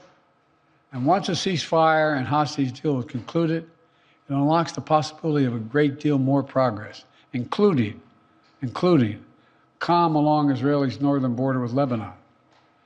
The United States will help forge a diplomatic resolution, one that ensures Israel's security and allows people to safely return to their homes without fear of being attacked. With the deal, a rebuilding of Gaza will begin. Arab nations and the international community, along with Palestinian and Israeli leaders, to get it done in a manner that does not allow Hamas to rearm. And the United States will work with our partners to rebuild homes, schools, and hospitals in Gaza, to help repair communities that were destroyed in the chaos of war. And with this deal, Israel could become more deeply integrated in the region, including, it's no surprise to you all, including no potential historic normalization agreement with Saudi Arabia. Israel could be part of a regional security network to counter the threat posed by Iran. All this progress would make Israel more secure, with Israeli families no longer living in the shadow of a terrorist attack. And all this would create the conditions for a different future, a better future for the Palestinian people. One of self-determination, dignity, security, and freedom. This path is available once the deal is struck. Israel will always have the right to defend itself against the threats to its security and to bring those responsible for October 7th to justice. And the United States will always ensure that Israel has what it needs to defend itself. If Hamas fails to fulfill its commitments under the deal, Israel can resume military operations. But Egypt and Qatar have assured me, and they are continuing to work to ensure that Hamas doesn't do that. The United States will help ensure that Israel lives up to their obligations as well. That's what this deal says. That's what it says. And we'll do our part. This is truly a decisive moment. Israel has made their proposal. Hamas says it wants a ceasefire. This deal is an opportunity to prove whether they really mean it. Hamas needs to take the deal. For months, people all over the world have called for a ceasefire. Now it's time to raise your voices and demand that Hamas come to the table, agrees to this deal, and end this war that they began. Of course, there'll be differences on the specific details that need to be worked out. That's natural. If Hamas comes to negotiate, ready to deal, then Israel negotiations must be given a mandate, the necessary flexibility to close that deal. Past 8 months have marked heartbreaking pain. Pain of those whose loved ones are slaughtered by Hamas terrorists on October 7th. Hostages and their families waiting in anguish. Ordinary Israelis whose lives were forever marked by the shattering event of Hamas's sexual violence and ruthless brutality. And the Palestinian people have endured sheer hell in this war. Too many innocent people have been killed, including thousands of children. Far too many have been badly wounded. We all saw the terrible images from the deadly fire in Rafa earlier this week, following an Israeli strike against targeting Hamas. And even as we work to surge assistance to Gaza, with 1,800 trucks delivering supplies these last 5 days, 1,800, the humanitarian crisis still remains. I know this is a subject on which people in this country feel deep, passionate convictions, and so do I. This has been one of the hardest, most complicated problems in the world. There's nothing easy about this, nothing easy about it. Through it all, though, the United States has worked relentlessly to support Israeli security, to get humanitarian supplies into Gaza, to get a ceasefire and a hostage deal to bring this war to an end. Yesterday, with this new initiative, we've taken an important step in that direction. I want to level with you today as to where we are and what might be possible. But I need your help. Everyone who wants peace now must raise their voices and let the leaders know they should take this deal, work to make it real, make it lasting, and forge a better future out of the tragic terror attack and war. It's time to begin this new stage. For the hostages to come home, for Israel to be secure, for the suffering to stop. It's time for this war to end, for the day after to begin. Thank you very much. Mr. President, can you tell us, sir, Donald Trump refers to himself as a political prisoner and blames you directly. What's your response to that, sir? Do you think the conviction will have an impact on the campaign?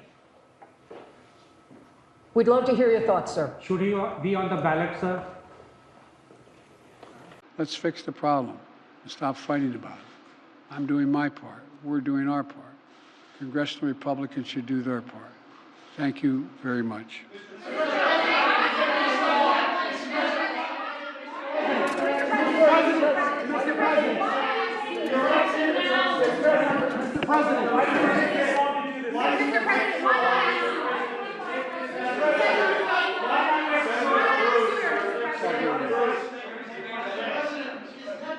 Playing politics with the war. What was that? I asked her, is Prime Minister Netanyahu playing politics with the war? I don't think so. He's trying to work out a serious problem he has. Thank you.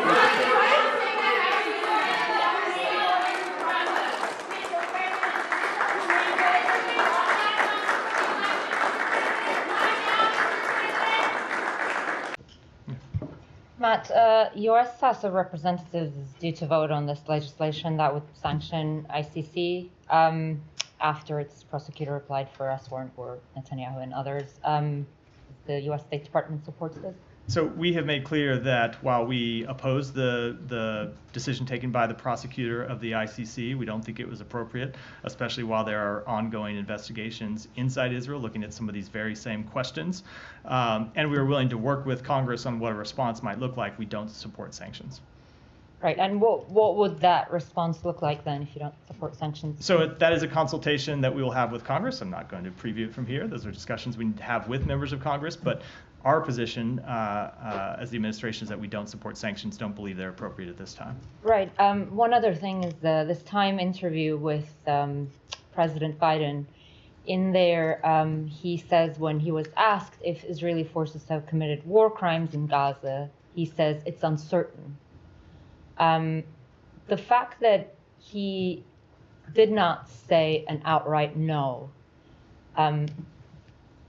don't you think that's something that the State Department should consider launching an atrocity determination on, given that you've also said in your NSM report that it is possible that there may have been violations? So we do have processes ongoing to look at whether there have been violations of international humanitarian law. Is atrocity determination one of them? I'm not going to speak to that in specific, but that's why the president says the answer to that question is uncertain, is because we don't know the answer. It's something that we have an ongoing process to look at and to try to get an answer to. But at this time, we don't know the answer, and that's what we made clear in the National Security Memo 20 report, is that we are looking at those various questions and making those assessments now. Right. So you're just saying that we don't know if Israeli forces have committed war crimes in Gaza or not.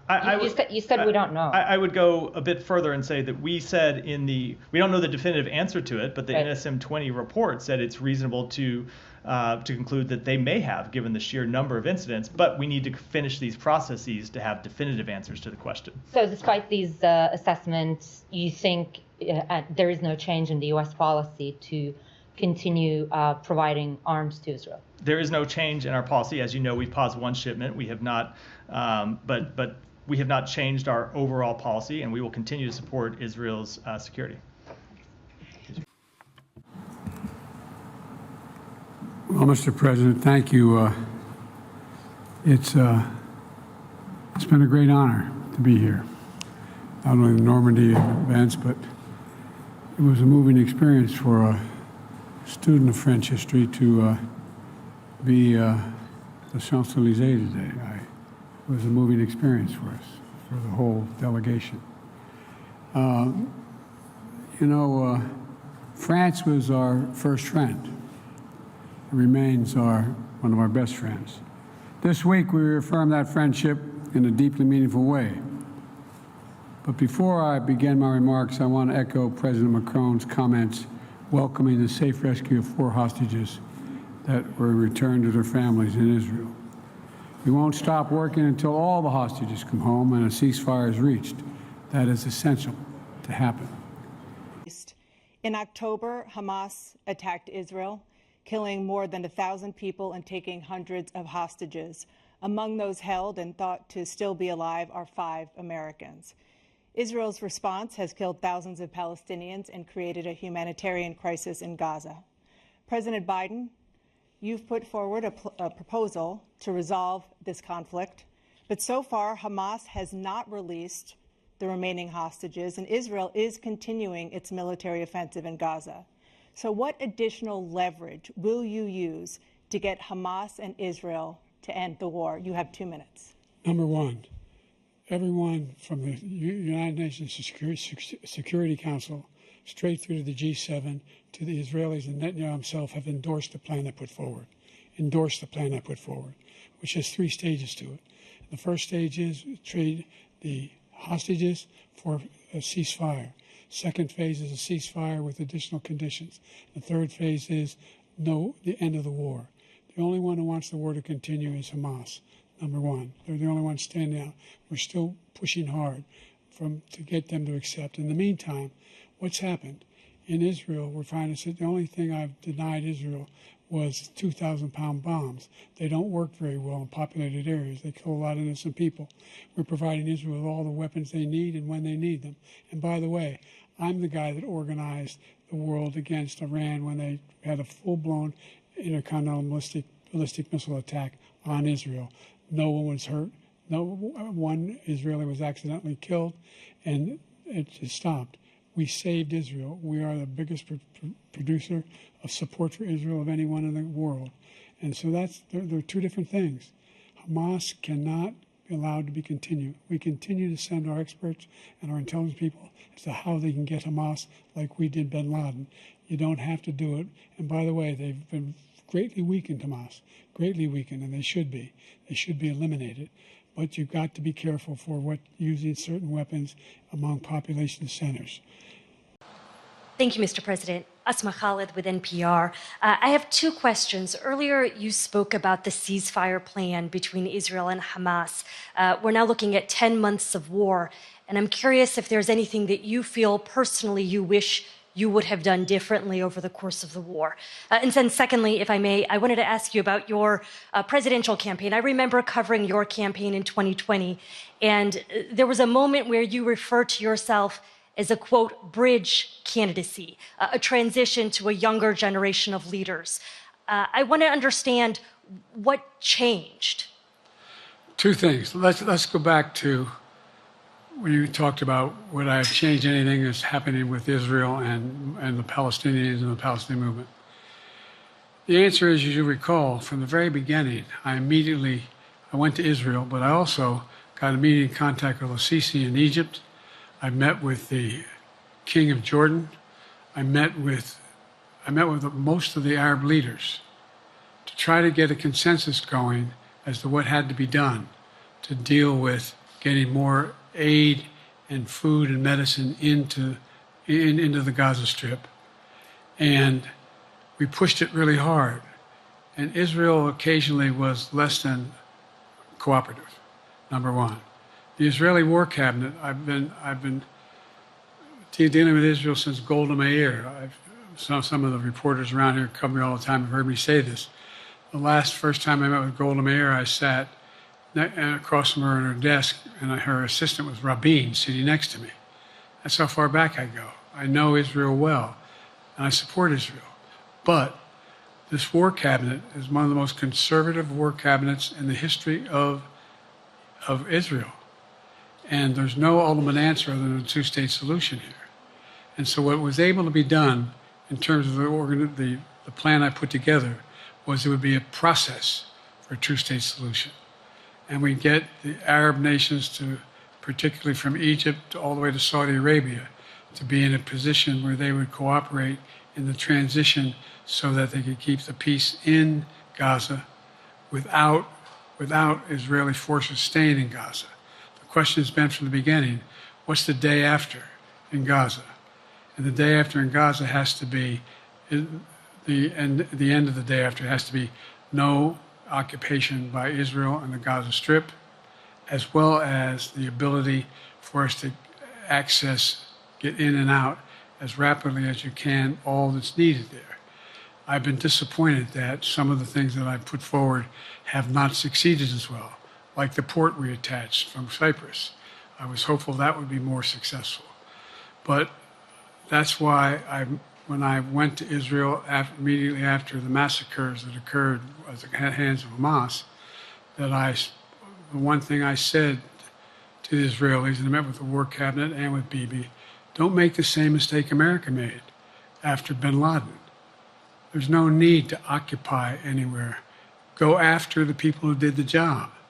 You may recall, I still get criticized for it, but I was totally opposed to the occupation and trying to unite Afghanistan.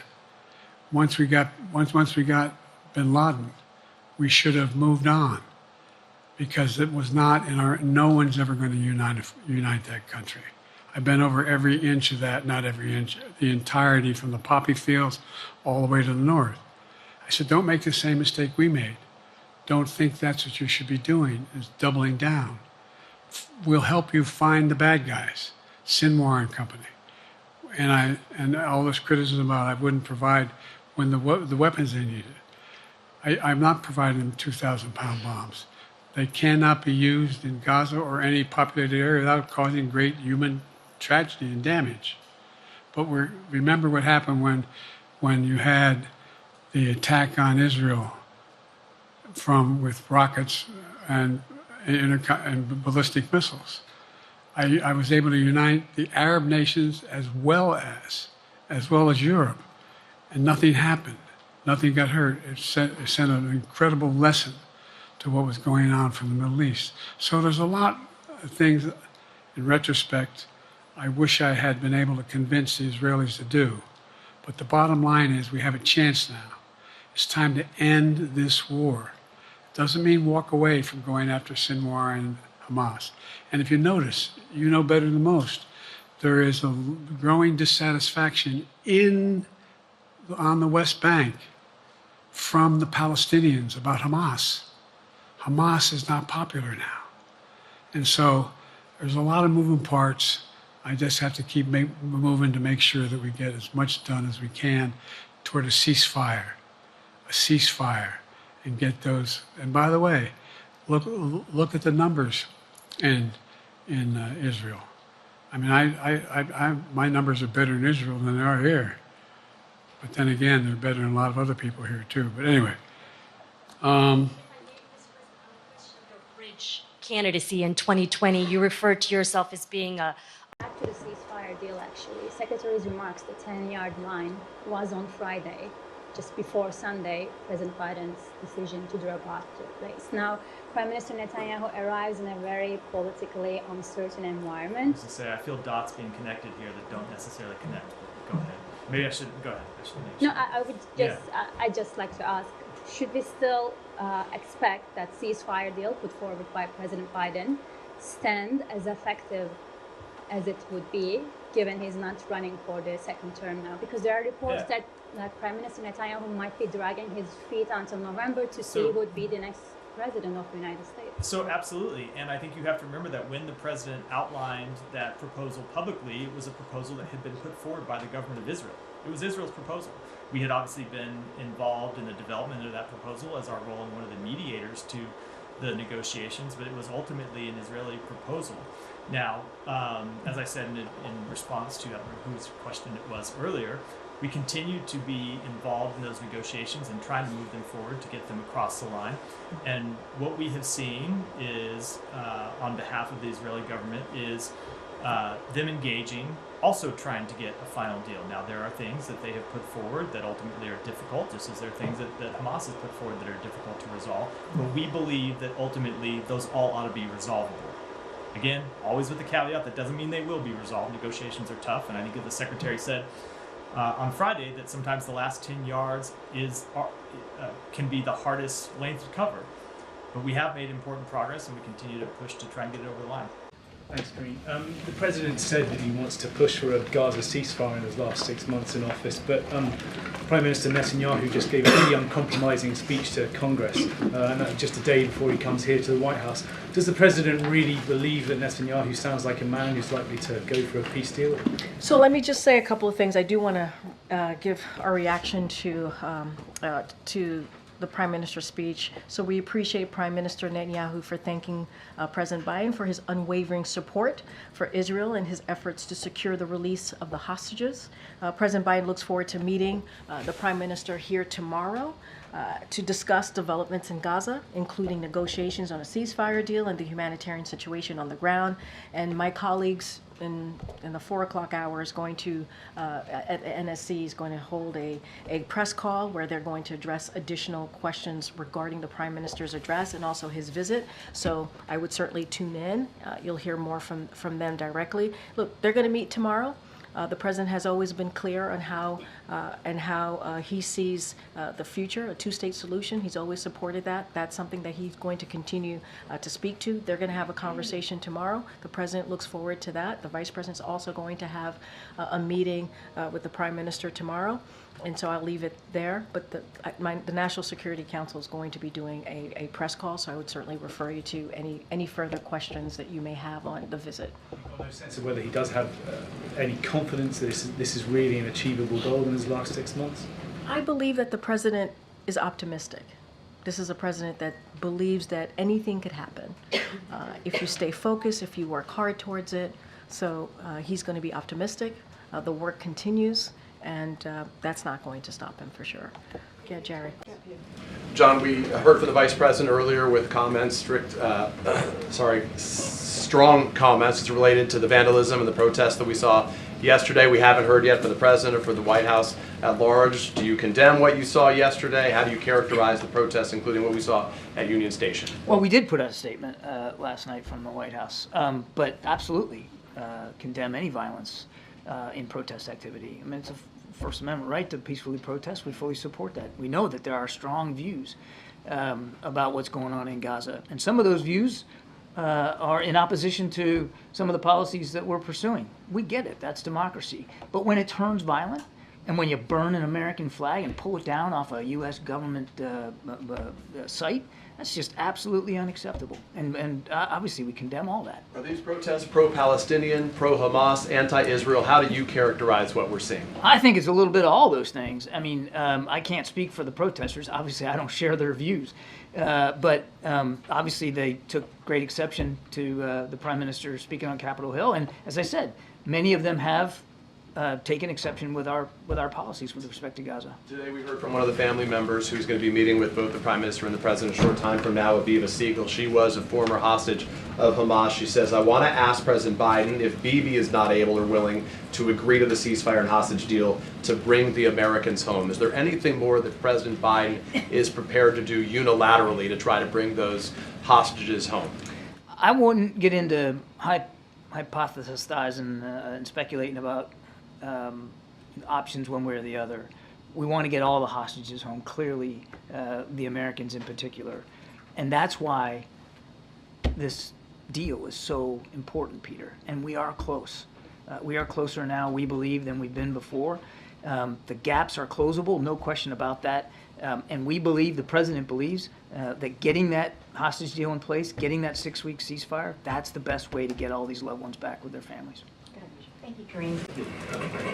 John, the meeting with the hostage families this afternoon that you referenced, can you just give us a sense of what message the President and Prime Minister want to bring to those families? What are they going to say? I won't speak for the Prime Minister, but the President intends to tell them how seriously he's still committed to getting this deal in place and getting their loved ones home. He's going to tell them that we're going to maintain the contact with them that we have had, that there's not going to be a gap in communication as we get closer here, hopefully to the end, and then he's not going to rest until all their loved ones are back. The pool was in the Oval Office briefly for the beginning of their meeting, and the two men were friendly and cordial, and President Biden was joking about how old he was when he first had a meeting with a previous Prime Minister. But we know that there have been tensions between Prime Minister Netanyahu and President Biden. Can you talk a little bit about the state of their relationship right now? It's a healthy relationship. And by healthy, I mean they're not going to agree on everything. They haven't, through the long political lives that both of them have enjoyed, always agreed on everything. They come from two different political traditions. But they know one another. I believe, I know I'm speaking for President Biden, that he's very comfortable in the relationship that he has with the Prime Minister and the ability that he has. He would do it anyway, but certainly with Prime Minister Netanyahu, the ability that he has to be candid and honest and lay it all out there, and he'll do that today. Did the President watch the Prime Minister's speech yesterday, or see anything that he? I don't know if he watched it. I don't know that. And you didn't? Do you have a sense of his reaction? I don't. Thanks, John. Just to take the long view of this, very early in President Biden's presidency, February the 4th, 2021, he spoke at the State Department about his priorities in foreign policy. And he said that one of those priorities was reclaiming our credibility and moral authority.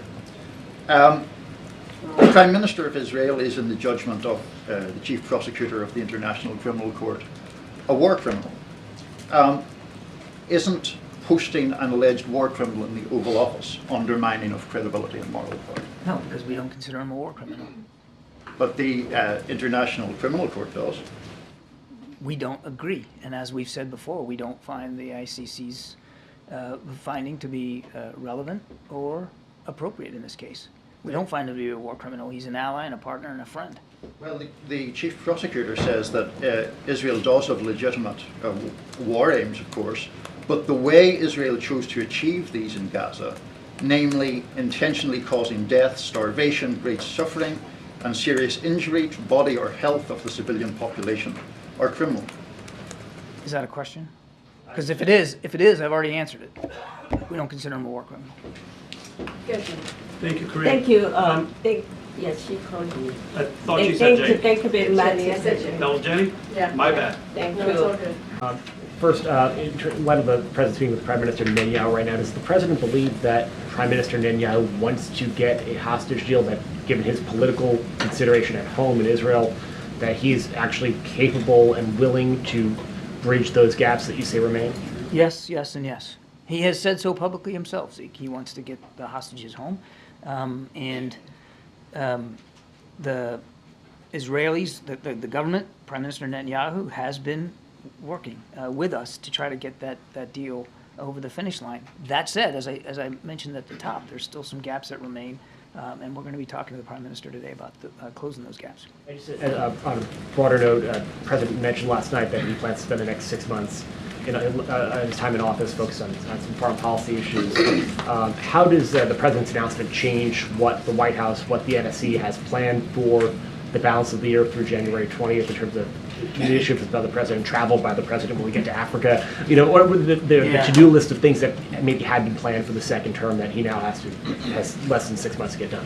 Well, look, now that he's not running for re-election, certainly you can expect that there'll be opportunities on the calendar that may not have been before, and so we're all exploring what those opportunities can look like in terms of advancing his foreign policy agenda and national security opportunities here and around the world. But I don't have anything on the schedule to speak to now. But I mean, stay tuned. I think there'll be some opportunities that the president is going to want to explore. Look, I mean, still got a war in Ukraine, still got a war in Gaza, still got climate change to deal with. Still got a very restless Indo-Pacific. I mean, I could go on and on. There's plenty of things for the national security team to try to continue to get done.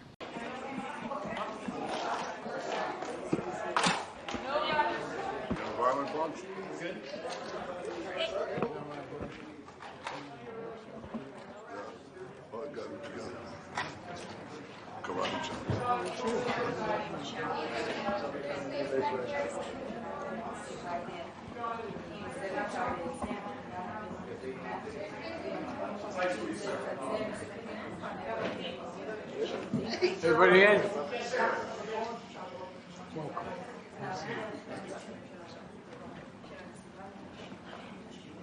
Well, welcome back, Mr. Prime Minister. We've got a lot to talk about. I think we should get to it. The floor is yours. Mr. President, we've known each other for 40 years, and you've known every Israeli Prime Minister for 50 years, from Golda Meir. So from a proud Jewish Zionist to a proud Irish-American Zionist, I want to thank you for 50 years of public service and 50 years of support for the State of Israel. And I look forward to discussing with you today and working with you in the months ahead on the great issues before us. I look forward to it as well. By the way, that first meeting with Prime Minister Golda Meir, and she had an assistant sitting next to me, a guy named Rabin. That's how far back it goes. I was only 12 then. But anyway, thank you all for being here.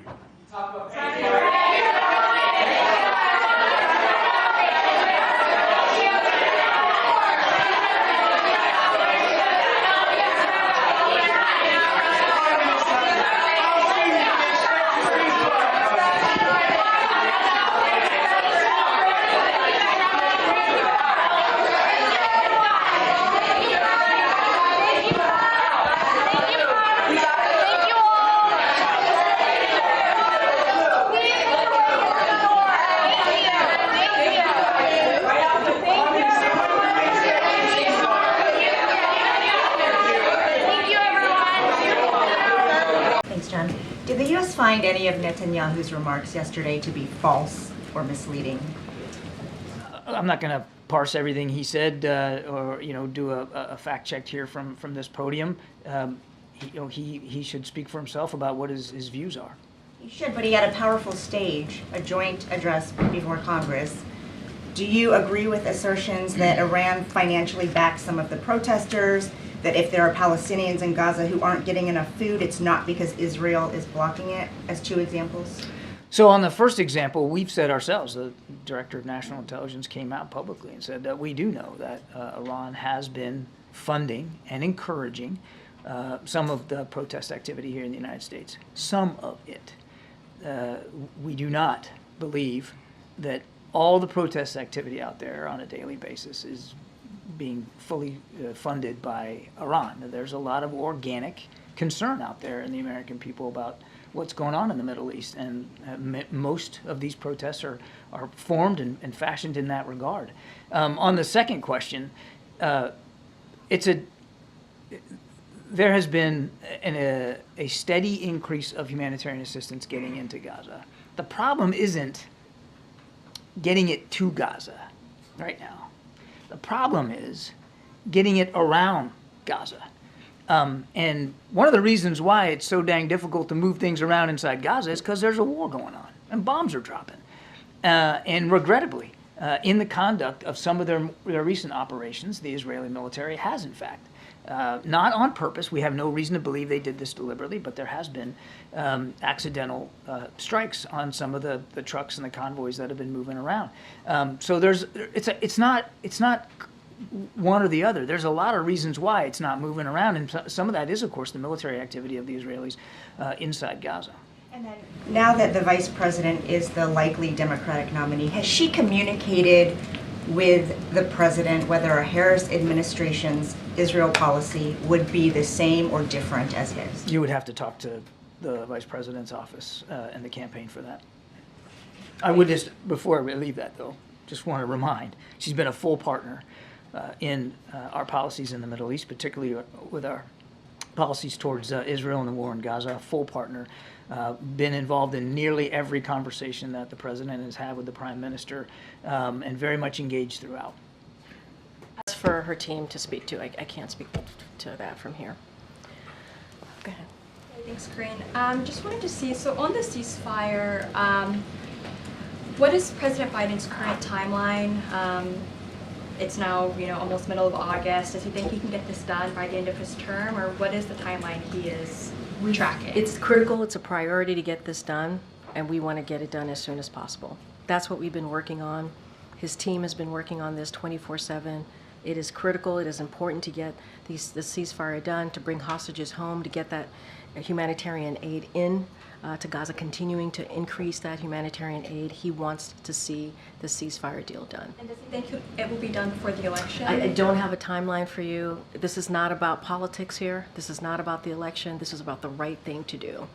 And that's what we want to see get done. Just on the economy, has President Biden, has he met with any bank CEOs or have any plans to, meet with, I don't know, maybe? Don't have any meetings to read out to you at this time. Okay.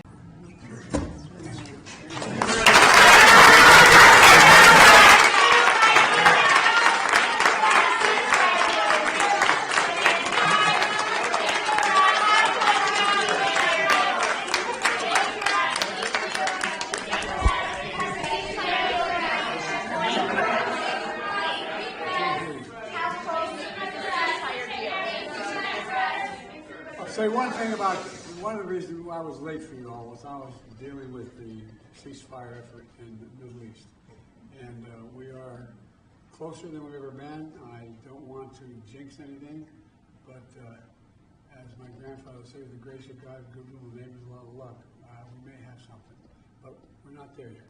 It's much, much closer than it was 3 days ago.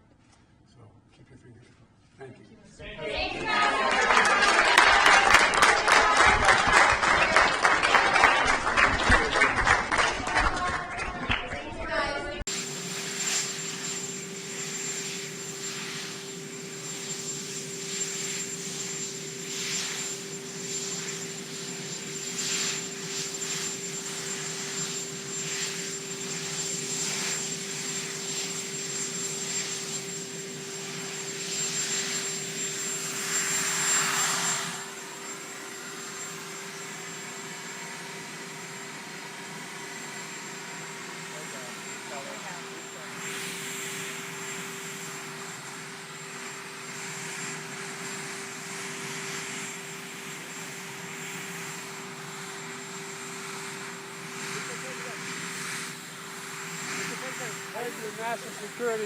I'm heading to a national security meeting right now, and then going to Pittsburgh.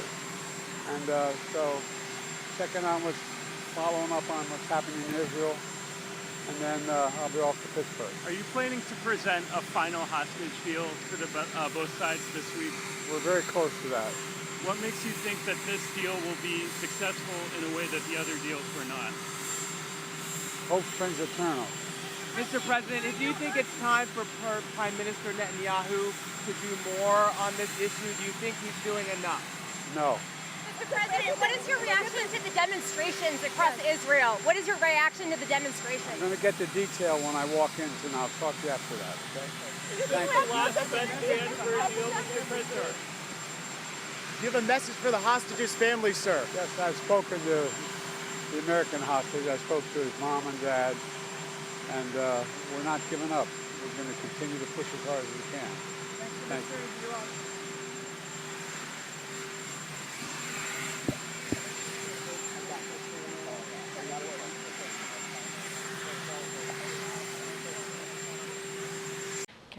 Thank you, Karine.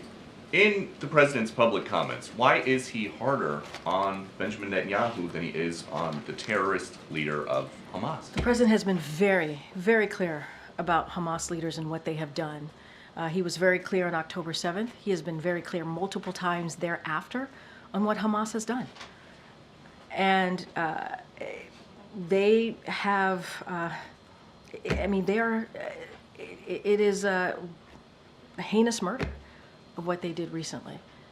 And what they did on October 7th, and what they, more than 1,200 souls were taken. And then hostages were taken.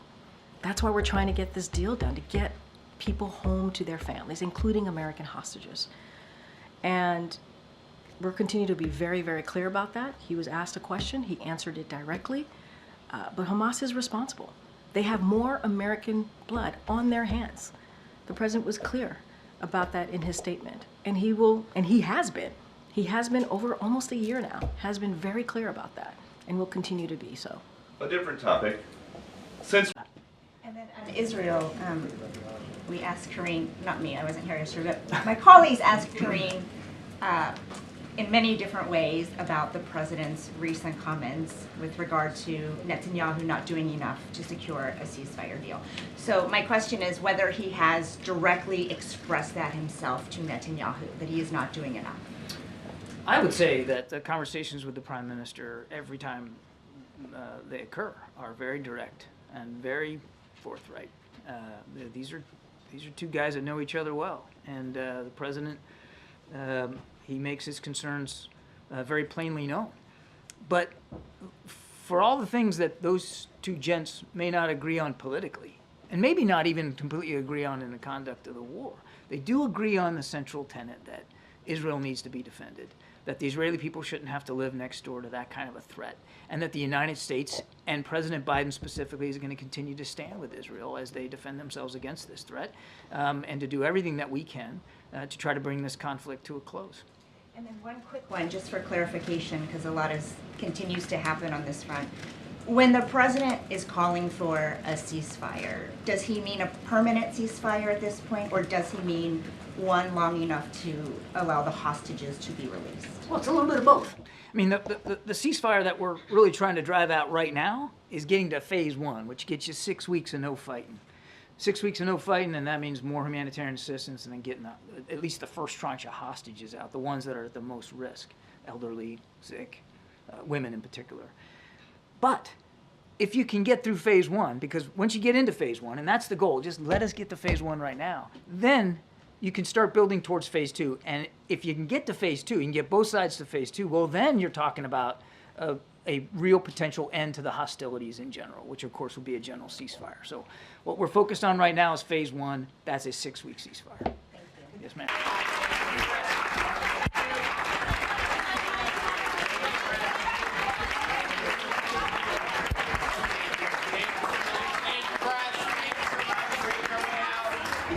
Thank you so much for making our way out. Thank you, press. Thank you, Nancy, for going this way. For making our way out. Thank you so much.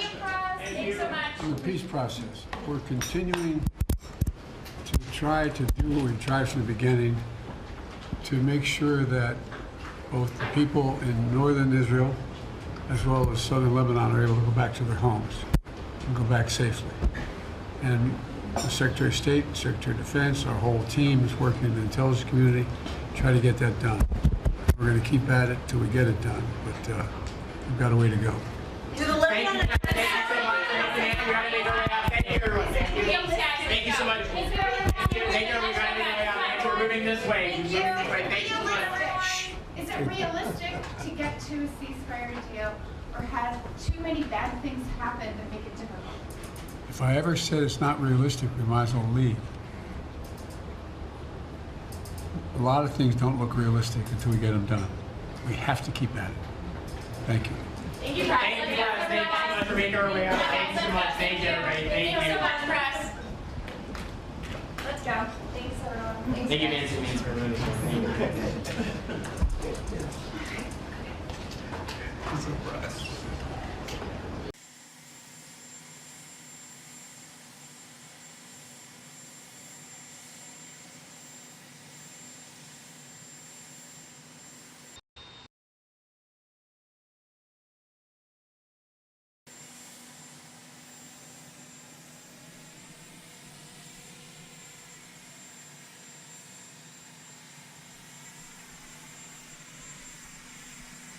We had very successful meetings with the Quad in Delaware. Total unity, we're all working together. We feel good about what we're doing. And I think the other leaders do as well. So thank you for being here. Are you worried about rising tensions in the Middle East? Yes, I am, but we're going to do everything we can to keep a wider war from breaking out. And we're still pushing hard. Thank you. Have you made your decision to allow Ukraine to use long-range weapons? No. Mr. President, any reaction to the Birmingham mass shooting?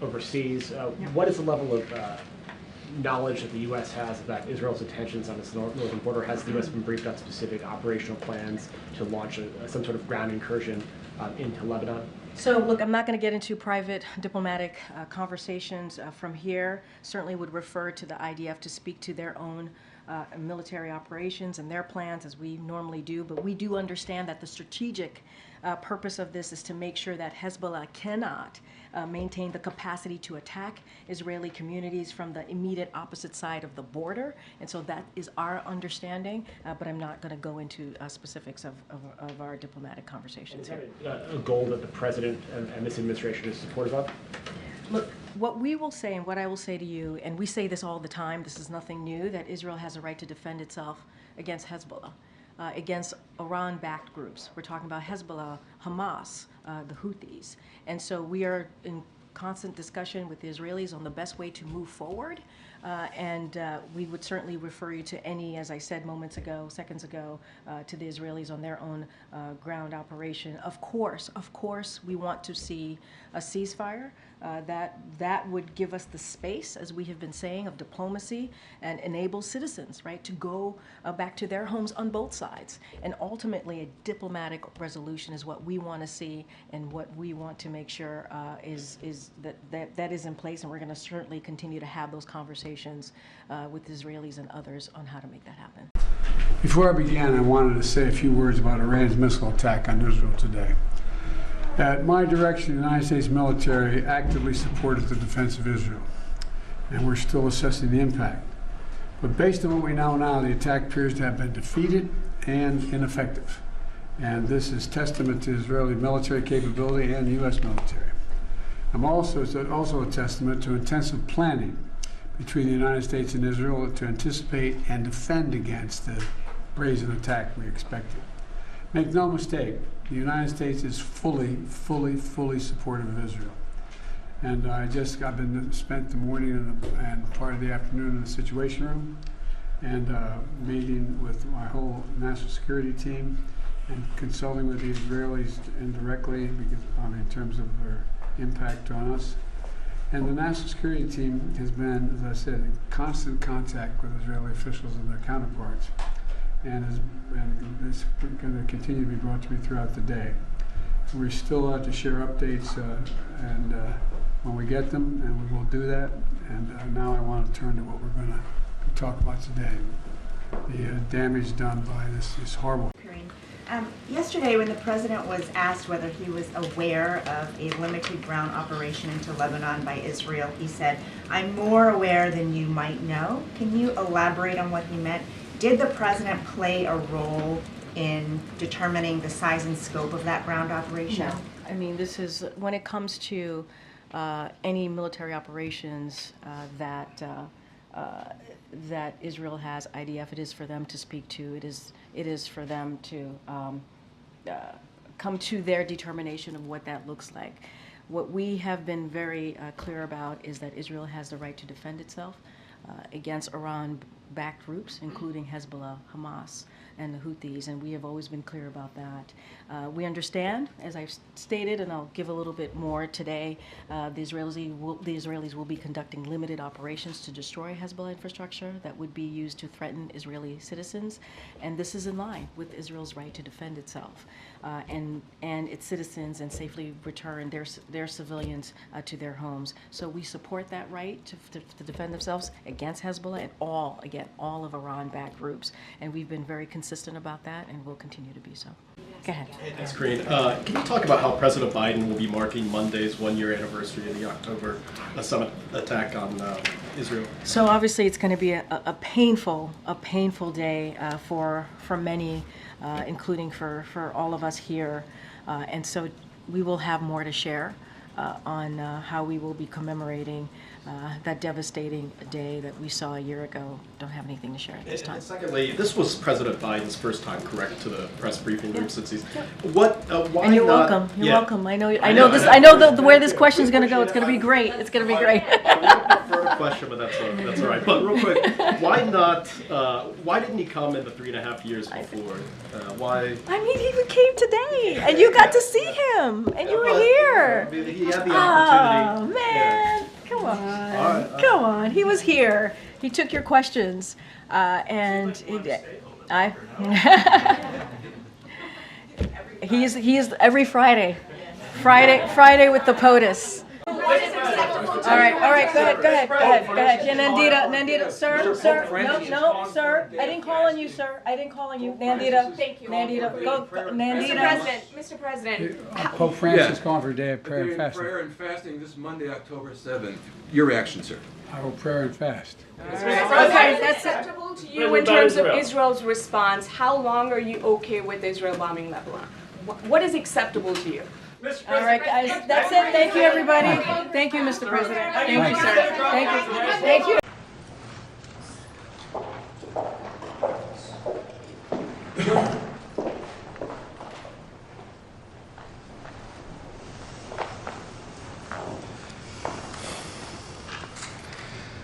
Thank you for being with us, for being with our community on the commemoration of this devastating day. I'm going to chant the prayer El Malei Rachamim, God full of mercy, which is a prayer that the Jewish community chants at memorial services, at funerals, and on the year anniversary of an individual's death. El Malei Rachamim, Shochen Bamromim, Amsei Menucha Nechona, Kanfei HaShchina,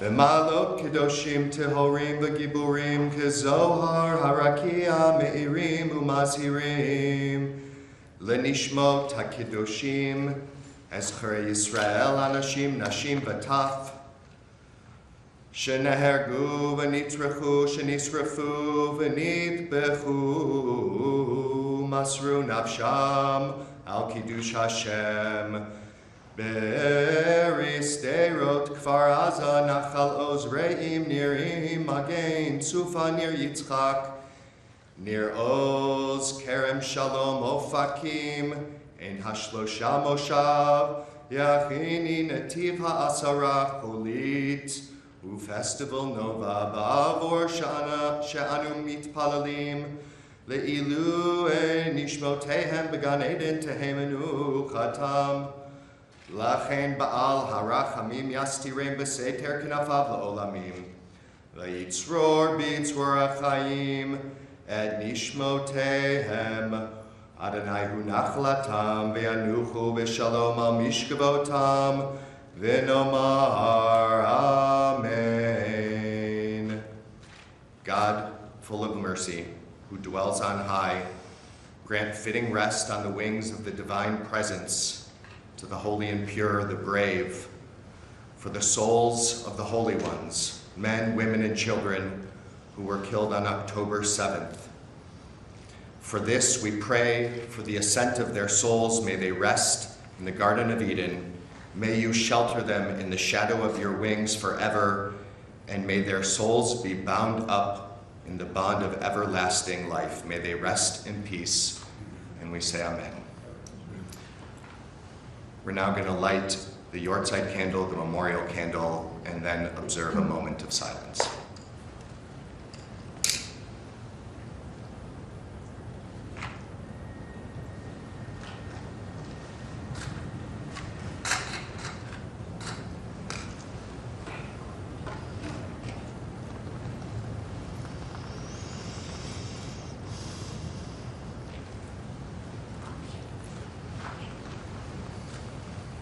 Thank you for being here.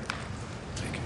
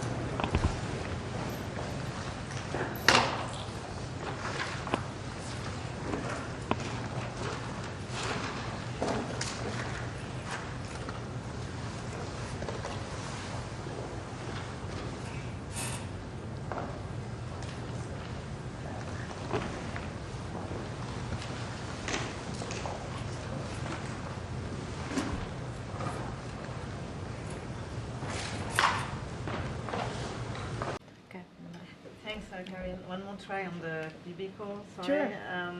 Sure. Did the president during this conversation address the latest comments Prime Minister Netanyahu made, saying that Lebanon could experience the same level of destruction as Gaza if they don't free themselves from Hezbollah? So look, as I stated, they had a productive and honest conversation. But what I will say very clearly about that particular question is we cannot and will not see Lebanon turn into Gaza, into another Gaza. That is not what we want to see. The suffering in both Gaza and Lebanon adds even greater urgency, as you've heard from us, to our efforts certainly to end the conflicts and lay a foundation for lasting peace and security in the region. For over a year, if you think about what has occurred for over a year, you've seen Hezbollah has attacked Israel and rejected all off-ramps to this conflict. That's what you've seen. The suffering we are seeing in Lebanon could have been avoided if Hezbollah would have stopped its rockets attacks on Israel. So, look, I'm going to just reiterate what our position is when it comes to Lebanon. We are working our way back towards a ceasefire process, and that's going to create a space to negotiate on a diplomatic resolution that only ends the fighting. That's what we're going to continue to do, and allow civilians from both sides of the blue line to return home. And we want to see that be done safely and certainly with security as well. And so that's what our focus is going to be on. Okay. Thank you, Corinne. I keep trying to call her. Let me let her go. Go ahead. Thank you. So more on the Middle East. Yeah. At this point, does the White House understand that Israel is planning to attack energy facilities in Iran? So we've spoken to that, and look, I'm not going to get into hypotheticals. I'm not going to get into that from here. That has been asked of the president. That has been asked of us last week. What I can say is that we've had discussions, we're continuing discussions with Israel on their response to Iran's attack last week. I'm not going to dive into it. I'm not going to get into it from here. And so you saw that happening on the staff level, and now what you saw today was that happening on the leaders level. I'm not going to get into hypotheticals or speculations from here. How would you describe right now the relationship between the president and Netanyahu? I mean, look, they've known each other for decades. They've known each other for decades. And because of that, they're able to have that frank conversation. Because of that, the president's able to be honest, and they're both able to be honest to each other. And I think what I can report to you, and I've said this multiple times already, the conversation that they had today was productive. And it was direct, very much in line with many other conversations that they have had, not just in the past year, but over decades. And I think you've heard the president speak directly about his relationship with the prime minister. And so they've known each other for a long time. They've had a decades-long friendship, and I think that says it all for me. Okay, I wanted to switch gears a little bit. Does the White House have reaction to the UN interim force in Lebanon report that Israel has fired on their position in Lebanon, and there's been at least 2 peacekeepers that were injured? Does the president think that there should still be UN peacekeepers in the region? So I want to be mindful. I heard about those reports coming in. I need to talk to the team and get to the ground truth of exactly what's happening. I just want to be super mindful because I don't have all the information for me to respond to you at this time. Once I have that, then we can certainly respond. Can you comment more generally on peacekeepers? I mean, obviously, peacekeepers, we want them to be safe and protected, but I just don't have anything for you on that particular event that's happening on the ground. I just heard those reports, and I just want to make sure I have the full breadth of the information before I respond. Okay, Danny. Thanks, Karine. The readout of the president's call with Prime Minister Netanyahu yesterday said they'd remain in close touch. Just wondered if the president or the White House has heard anything more about Israel's plans for retaliation, and secondly, do we know when they're expected to speak again? So look, I don't have anything to preview on the next call. As you know, and I've said this many times before, since this past a little bit now over a year, the president and the prime minister have spoken over a dozen times. We talked a little bit in this room about the call yesterday, 30 minutes. It was direct, it was productive. There was a readout that we all put out. And as I said yesterday, and I'll continue to iterate here, this was as it relates to the Iran's attack, they continued the discussion that happened on the staff level, obviously on the leaders level. And I'm just going to be super mindful here. I'm not going to read out from here what Israel's going to do or not going to do. And frankly, I'm certainly not going to read that out to the Iranians.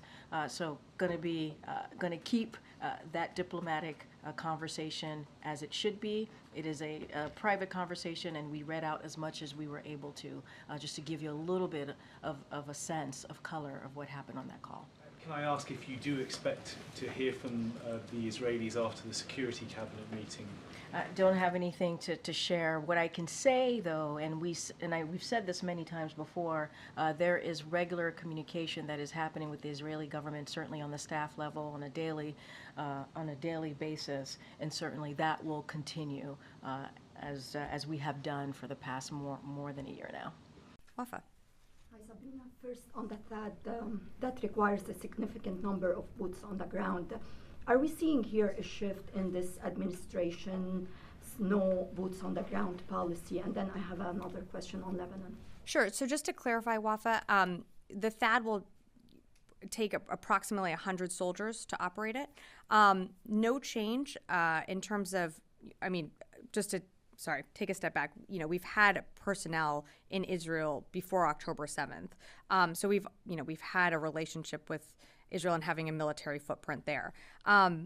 Think of the THAAD as an augmentation to just Israel's air defenses and exactly what our DDGs do in the Eastern Med.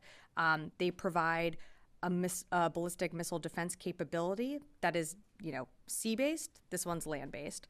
So it just augments Israel's self-defense. It's we saw the attacks that happened on April 13th and October 1st. We know that we need that additional layer on land, and we're happy to provide it. On Lebanon, in his recent phone calls with Mr. Gallant, Secretary Austin, reinforced the need to shift from military operations in Lebanon to a diplomatic pathway in a feasible, as soon as feasible. Has Secretary Austin asked Mr. Gallant of a timeline? Did he has the chance to discuss a timeline with him about the operations in Lebanon? And I have another follow-up. Sure. I don't have anything to add on timelines, but the Secretary, of course, continues to urge for a diplomatic off-ramp here. We know that that is the best path forward. That's what we want to see. That's what this administration continues to push forward for. And so that's what he emphasizes in his calls. You had another one? Yes. Has the Pentagon reached out to the Lebanese armed forces after last week Israeli strikes that killed 2 Lebanese armed forces soldiers?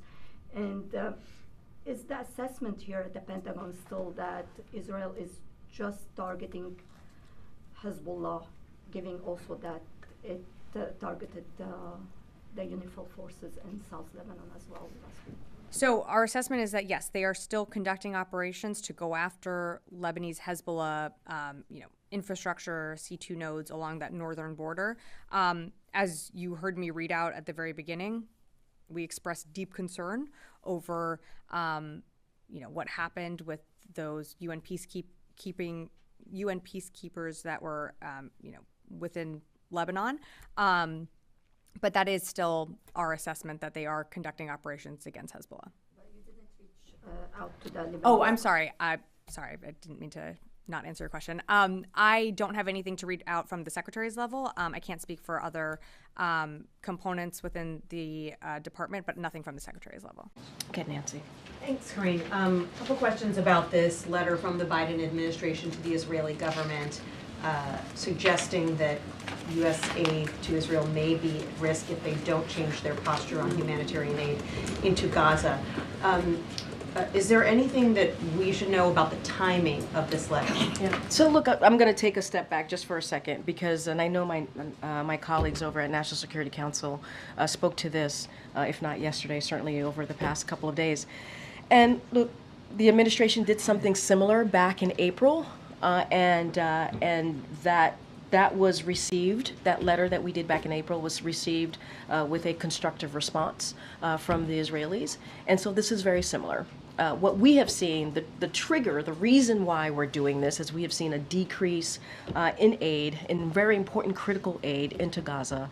And so we sent out the letter from obviously the Department of Defense and also the State Department that went to both secretaries' counterparts. And so we're having those discussions. I would speak to them. I would speak to the DOD and State Department on their timing, but it is certainly connected to what we have seen, which is a decrease of humanitarian aid in Gaza, and so we wanted to address that with Israel. Have you gotten any response from the Israeli government to this letter or any sign that they are taking it seriously? So I don't have anything right now to preview or to announce or to lay out for you at this time. What I can say is the last time we did this back in April, we did see a constructive response, and so that's what we want to see this time around. Is the administration really willing to halt military aid to Israel if you don't see a significant improvement in humanitarian aid flowing to Gaza? I'm not going to get into hypotheticals from here. Like I said, we did it back in April.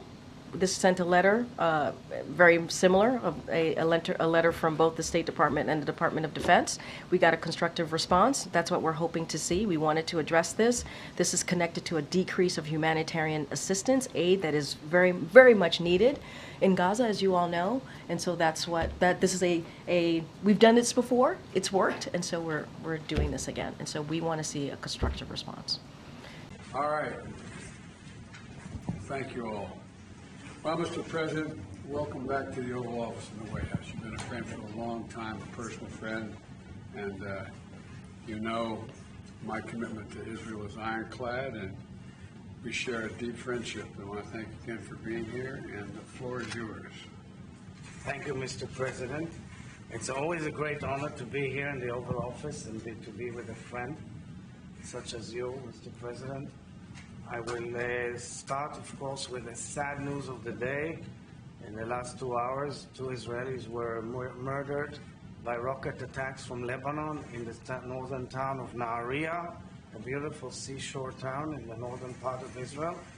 Early in the day, a kindergarten teacher of a kindergarten of special needs, children with special needs, rescued bravely and wisely the toddlers in the kindergarten from a drone attack. A drone exploded in the kindergarten. This is what we're going through from Lebanon, Mr. President, and you know it all too well. We're fighting hard. We're defending our people, our brave soldiers and pilots. And I know that you're working very hard to make sure that this war will end and that there will be first and foremost security for the people of Israel as well as for the people of Lebanon. And in Gaza, we have 101 hostages, over 400 days. I know, Mr. President, that you're day in, day out actively seeking their safe return home as they are going through hell in the dungeons of Gaza. Clearly, you're thinking and working about the day after as well, which perhaps should be a trajectory of hope to the people of the region and the ability to have our neighbors as well as us live in security and peace. But first and foremost, we have to get the hostages back home. And it all starts in Tehran. It all starts in the Empire of Evil, where in Tehran, with its proxies, they are doing whatever they can to derail stability and security and peace, calling for the annihilation of the State of Israel and seeking nuclear weapons. Mr. President, this has to be a major objective all throughout your term and the next term of the next president, because we have to make sure that they cannot fulfill their evil intentions. They're also a major engine of anti-Semitism, Mr. President, and I know how much you put a focus on fighting and combating anti-Semitism. But most importantly, I'm here on behalf of the people of Israel and the nation of Israel and the state of Israel, to say to you, Mr. President, thank you very much. As we say in Hebrew, Toda Rabba. You've been an incredible friend of Israel and the Jewish people for decades. And we will never forget, ever in history, how you stood up with us in our darkest hour, which became our finest hour, how you came to Israel a few days after the barbaric attack of October 7th, how you helped us and supported us with words and deeds. And I want to express our heartfelt thanks to you, Mr. President, which is a great legacy that you stood up with the Jewish people and the state of Israel, as you always did. So I brought you a little gift, which is an archaeological artifact from the foot of the Temple Mount in Jerusalem, which has the word Joseph, Yosef. And as you know in the Bible, it is said that Joseph will strengthen Israel. And clearly, Mr. President, you've done it. Thank you very much. Well, I hope my father heard it. My father was what we call a righteous Christian. He couldn't understand why we didn't move more rapidly back in World War II and less. And anyway. That was a great legacy of your father. Well, it was. I remember how I got in trouble. We were friends even back then when I said, years ago as a senator, I said, you don't have to be a Jew to be a Zionist. And I know you are. You're clearly a Zionist, Mr. President. Well, God love you. Thank you very much. Thanks for being here, pal.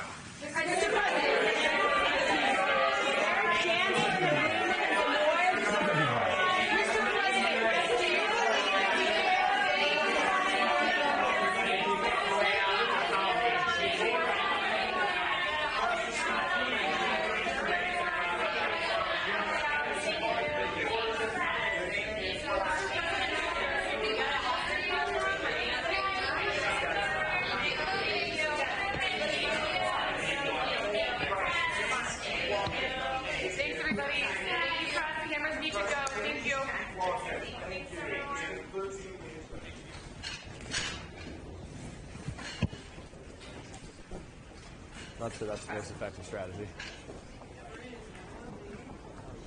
Yeah. If it's silent and you hear the question, you have to decide not to answer it. That's news.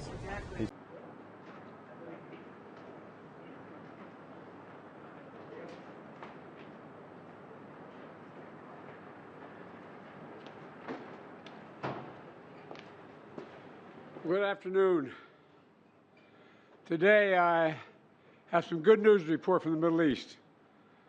I just spoke with the Prime Minister of Israel and Lebanon. I'm pleased to announce that their governments have accepted the United States proposal to end the devastating conflict between Israel and Hezbollah. I want to thank President Macron of France for his partnership in reaching this moment. For nearly 14 months, a deadly conflict raged across the border that separates Israel and Lebanon. A conflict that began the day after the October 7 attack by Hamas on Israel. Hours later, at 2 a.m. in the morning, Hezbollah and other terrorist organizations backed by Iran attacked Israel in support of Hamas.